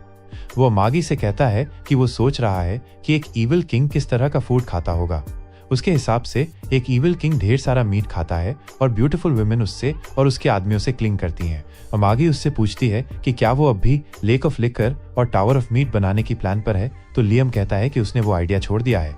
अमागी पूछती है कि क्या वो और खाना चाहेगा या ऑफिसर्स को लंच पर बुलाना चाहता है, लेकिन लियम को इनमें से कुछ भी नहीं चाहिए। अमागी को लगता है कि लियम चाहता है कि खाने के वक्त ब्यूटीफुल वुमेन उसकी सर्विस करे और वो पूछती है कि क्या उसे उसके पॉसिबल हरम की लिस्ट में से कुछ वुमेन बुलानी चाहिए। लियम पूछता है कि क्या उसे इससे कोई प्रॉब्लम नहीं है और अमागी कहती है कि उसे कोई आपत्ति नहीं। लियम गुस्सा होकर पूछता है कि क्या उसे कोई दूसरी औरत मिल सकती है, तो अमागी जवाब देती है कि उसके पास अभी पहली भी नहीं है, इसलिए ग्रामर के हिसाब से दूसरी कैसे होगी। लियम कहता है कि उसके पास वो है, लेकिन अमागी कहती है कि वो टेक्निकली औरत नहीं है क्योंकि वो रोबोट है। लियम को मनचाहा आंसर नहीं मिलता तो अमागी कहती है कि उसे हेयर पैदा करने के लिए रियल वाइफ की जरूरत है, लेकिन उसे जो अच्छा लगे उससे उसे कोई फर्क नहीं पड़ता। फिर वो लियम को फाइनेंशियल ईयर की रिपोर्ट दिखाती है और बताती है कि पायरेट्स के ट्रेजर ने उनकी इकोनॉमी को स्ट्रेंथन किया है। उन्होंने अपने डेट्स का बड़ा हिस्सा चुका दिया है और कुछ इंटरेस्ट भी बचाया है। लियम हैरान होता है कि उसके पिता और दादा ने इतना लोन लिया था कि पायरेट्स का खजाना भी उसे पूरा नहीं चुका पाया। अमागी कहती है कि उनका टेरिटरी स्टेडीली ग्रो कर रहा है और जल्द ही डेट्स खत्म हो जाएंगे। लियम साई करते हुए कहता है कि उसने सोचा था कि इविल लॉर्ड बनने के बाद वो पैसे खुद पर खर्च करेगा, लेकिन पहले उसे लोन्स रीपे करने होंगे। अमागी पूछती है कि एक इविल किंग के तौर पर वो क्या करना चाहेगा। लियम कहता है कि शायद उसे लोगों को परेशान करने के लिए टैक्सेस बढ़ा देने चाहिए। अमागी वार्निंग देती है कि शॉर्ट टर्म में तो इनकम बढ़ेगी, लेकिन लॉन्ग टर्म में ये टेरिटरी की ग्रोथ को हर्ट करेगा। लियम फिर साई करता है और अमागी पूछती है कि क्या वो अपने करंट लाइफ से डिससैटिस्फाइड है। वो कहता है कि वो काफी सेटिस्फाइड है, उसके पास पावर है, वेल्थ है और अमागी भी है। आगे चलकर वो अपनी स्ट्रेंथ का इस्तेमाल लाइफ एंजॉय करने के लिए करेगा, चाहे नतीजे कुछ भी हों। उसे लगता है कि अमागी उसकी बात समझेगी नहीं, लेकिन वो अग्री करते हुए कहती है कि भले ही वो उसके ड्रीम्स या एम्बिशंस को न समझे, वो हमेशा उसके साथ रहेगी और इंश्योर करेगी कि वो उन्हें हासिल करे। तभी ब्रायन थ्रोन रूम में दौड़ता हुआ आता है और लियम को अर्जेंट न्यूज देता है। पायरेट्स ने उन पर वॉर डिक्लेयर कर दिया है और उनके शिप्स सोलर सिस्टम के एज पर इकट्ठा हो रहे हैं। रेडार देखकर लियम को लगता है कि पायरेट्स का इस तरह ओपनली वॉर डिक्लेयर करना अनयूजुअल है, क्योंकि वे ज्यादातर कनिंग और कावर्डली होते हैं। अमागी कहती है कि शायद वे उन्हें टाइम दे रहे हैं ताकि लोग उनसे और डरें। वो समझाती है कि चूंकि लियम ने उनका ट्रेजर लूट किया है, वे प्रॉपर रिवेंज लेना चाहते हैं और बस किल कर देना उनके स्टाइल में नहीं है। लियम अग्री करते हुए कहता है कि जो साइको अपने प्रिजनर्स को टॉर्चर करता है और उनके बॉडीज में बदलाव करता है, वो बदला लेने का कोई ट्विस्टेड तरीका जरूर अपनाएगा। अमागी आगे कहती है कि अगर उन्होंने औपचारिक रूप से वॉर डिक्लेयर की है तो उन्हें अपनी कैपेबिलिटीज पर पूरा कॉन्फिडेंस है। ये सुनकर लियम थोड़ा चिंतित हो जाता है और ब्रायन मिलिट्री लीडर्स के साथ मीटिंग बुलाने का फैसला करता है। मीटिंग में ब्रायन सभी को पायरेट कैप्टन गोज के बारे में बताता है, जिसके ट्रेजर आइलैंड पर उन्होंने रेड किया था। वो बताता है कि गोज एक डेंजरस समुद्री डाकू के रूप में जाना जाता है और एम्पायर ने उसके सिर पर भारी बाउंटी रखी है। लियाम पूछता है कि क्या उन्हें और कुछ पता है, और ब्रायन बताता है कि गोज ने डिमांड की है कि वे उसके आइलैंड से लूटा गया सारा खजाना वापस कर दें। इसके अलावा वो अच्छे दिखने वाले लोगों को हॉस्टेज बनाना चाहता है। ये सुनकर लियाम को गुस्सा आ जाता है और जहां ब्रायन सोचता है कि ये अपने लोगों की चिंता की वजह से है, वहीं लियाम असल में जेलस है। गोज अपनी पावर का मिसयूज करके धन उगाही और लोगों का अपहरण कर रहा है, और यही तो एक टिपिकल दुष्ट सरदार का काम है। चूंकि पायरेट्स का कैप्टन उससे भी ज्यादा रूथलेस है, इसलिए लियाम फैसला करता है कि वो ऐसा नहीं होने देगा। इस बीच उसका एक मिनिस्टर सुझाव देता है कि वे पायरेट से नेगोशिएशन करें, क्योंकि बैटल में वे निश्चित रूप से हार जाएंगे। लेकिन मिलिट्री जनरल उसकी बात से अग्री नहीं होता। वो कहता है कि अगर वो उनकी डिमांड्स मान भी ले तो भी इस बात की कोई गारंटी नहीं है कि पायरेट्स उन्हें छोड़ देंगे, और दोनों के बीच हीटेड आर्ग्यूमेंट शुरू हो जाती है। लियाम पायरेट्स के शिप्स की संख्या के बारे में पूछता है और उसे पता चलता है कि उनके पास 30,000 जहाजों का बेड़ा है, जबकि उसकी नेवी इस समय केवल 5,000 जहाज तैनात कर सकती है। सेनापति कहता है कि उन्हें अपने प्लानेट की रक्षा करनी चाहिए, लेकिन मिनिस्टर कहता है कि उन्हें बात करनी चाहिए और एम्पायर से हेल्प का इंतजार करना चाहिए। दोनों में फिर से बहस शुरू हो जाती है, लेकिन लियाम को इसमें कोई इंटरेस्ट नहीं है। वो गोज पर रखी बाउंटी के बारे में सोचने लगता है, जो एक अमाउंट तो है, लेकिन इतनी बड़ी नहीं कि उसके 30,000 जहाजों के फ्लीट से लड़ने का रिस्क लिया जा सके। वो कहता है कि अगर उसकी बाउंटी ज्यादा होती तो शायद वो कोशिश करता। अमागी कहती है कि उसके पास एक सजेशन है। वो बताती है कि उन्होंने पहले पकड़े गए पायरेट्स के जहाजों का इस्तेमाल करके कुछ वॉर सिमुलेशंस चलाए थे, और उसके अनुसार जीतने की उनकी प्रोबेबिलिटी सिर्फ 3.8% है। ये सुनकर ब्रायन डिसअपॉइंटेड हो जाता है और कहता है कि अगर 7th वेपन फैक्ट्री का स्पेशल हथियार पूरा हो जाता तो शायद उनके पास चांस होता। जैसे ही वो लियाम को इसके बारे में बताना शुरू करता है, समय अचानक फ्रीज हो जाता है। लियाम अमागी को जगाने की कोशिश करने के बाद इसकी पुष्टि करता है और फिर वो इधर उधर देखने लगता है, ये सोचकर कि क्या होने वाला है। अचानक गाइड उसके सामने अपीयर होता है। लियाम उससे पूछता है कि वो यहाँ किस लिए आया है और बताता है कि उसके पास अभी अर्जेंट काम है। गाइड कहता है कि वो जानता है कि लियाम पायरेट्स को लेकर वरीड है और बताता है कि उसने ही उन्हें यहाँ बुलाया था, हालांकि ये इंश्योर करने के लिए कि लियाम को उस पर अभी शक ना हो और वो बाद में ही टूट जाए। वो कहता है कि उसने ये अपने बेनिफिट के लिए किया था। गाइड कहता है कि चूंकि लियाम का इलाका डेट में डूबा हुआ है, इसलिए उसने पायरेट्स को उससे लड़ने के लिए बुलाया है। वो लियाम से कहता है कि अगर वो पायरेट्स को डिफीट कर देता है तो उसे अपनी इकोनॉमिक स्थिति सुधारने के लिए ढेर सारा ट्रेजर मिल सकता है। लियाम जवाब देता है कि उसने ट्रेजर आइलैंड से सब कुछ पहले ही ले लिया है, लेकिन गाइड उसे बताता है कि ये टोटल ट्रेजर का सिर्फ एक छोटा हिस्सा था। वो उसे गोज को हराकर सारा ट्रेजर और ग्रेट ऑनर पाने के लिए कहता है। वो लियाम से कहता है कि उसने उसके लिए सब कुछ प्री प्लान किया था और इसीलिए उसने उसे एक रिच के बजाय एक पुअर छोटे नोबल के रूप में रीइनकार्नेट किया। वो कहता है कि अगर वो हार्डशिप्स का सामना करेगा और पावर में ऊपर उठेगा तो उसे ग्लोरी प्राप्त होगी। ये सुनकर लियाम का चेहरा ब्राइटन हो उठता है और वो गाइड को उसके बारे में इतना सोचने के लिए थैंक्स कहता है। यह कहकर गाइड चला जाता है और समय फिर से चलने लगता है।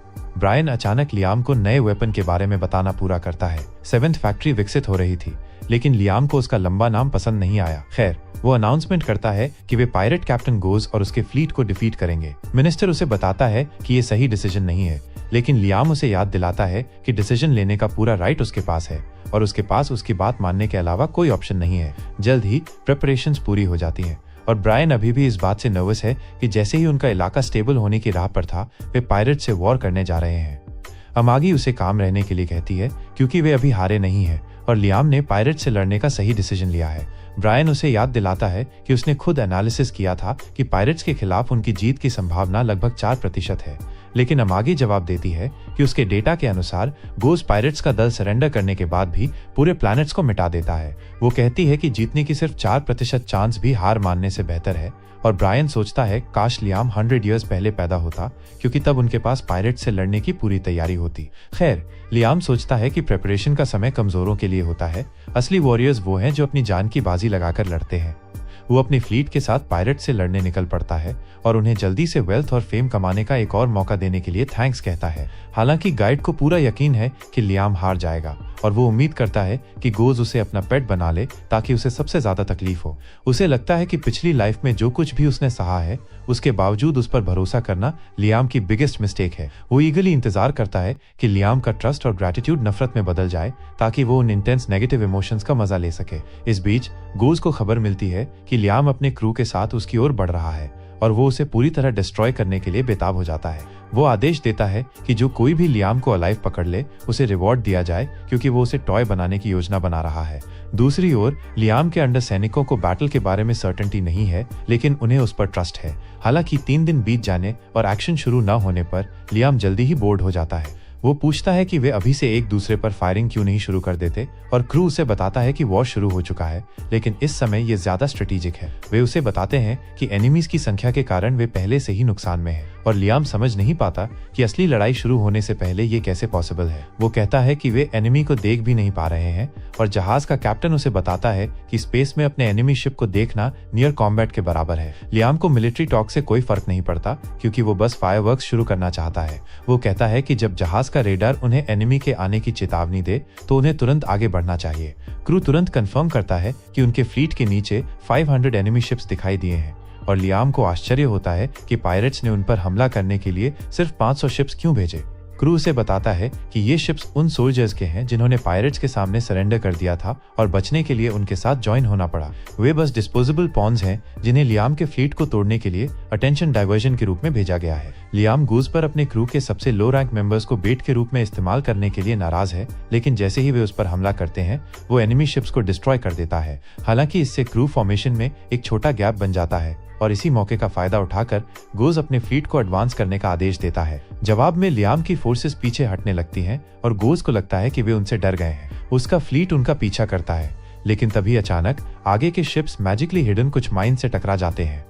एक्सप्लोजन से शिप्स को नुकसान पहुंचता है, लेकिन गोज को इसकी परवाह नहीं, क्योंकि उसके पास बहुत सारे लोग हैं। वो आगे के शिप्स को आदेश देता है कि वे सभी माइन से टकराकर उन्हें क्लियर कर दें और इससे लियाम और भी ज्यादा नाराज हो जाता है। इसके तुरंत बाद दोनों पक्ष एक दूसरे पर फायर करना शुरू कर देते हैं, लेकिन गोज का फ्लीट अपनी सुरक्षा के लिए बैरियर शिप्स का इस्तेमाल करता है। लियाम के पक्ष को नुकसान होने लगता है और मिलिट्री ऑफिसर्स अपने फ्लैगशिप के चारों ओर भी बैरियर्स लगाने का आदेश देते हैं। लियाम पूछता है कि क्या हो रहा है और ऑफिसर उसे बताते हैं कि वे उसे सेफ रखने के लिए एनिमी की स्ट्रैटेजी कॉपी कर रहे हैं।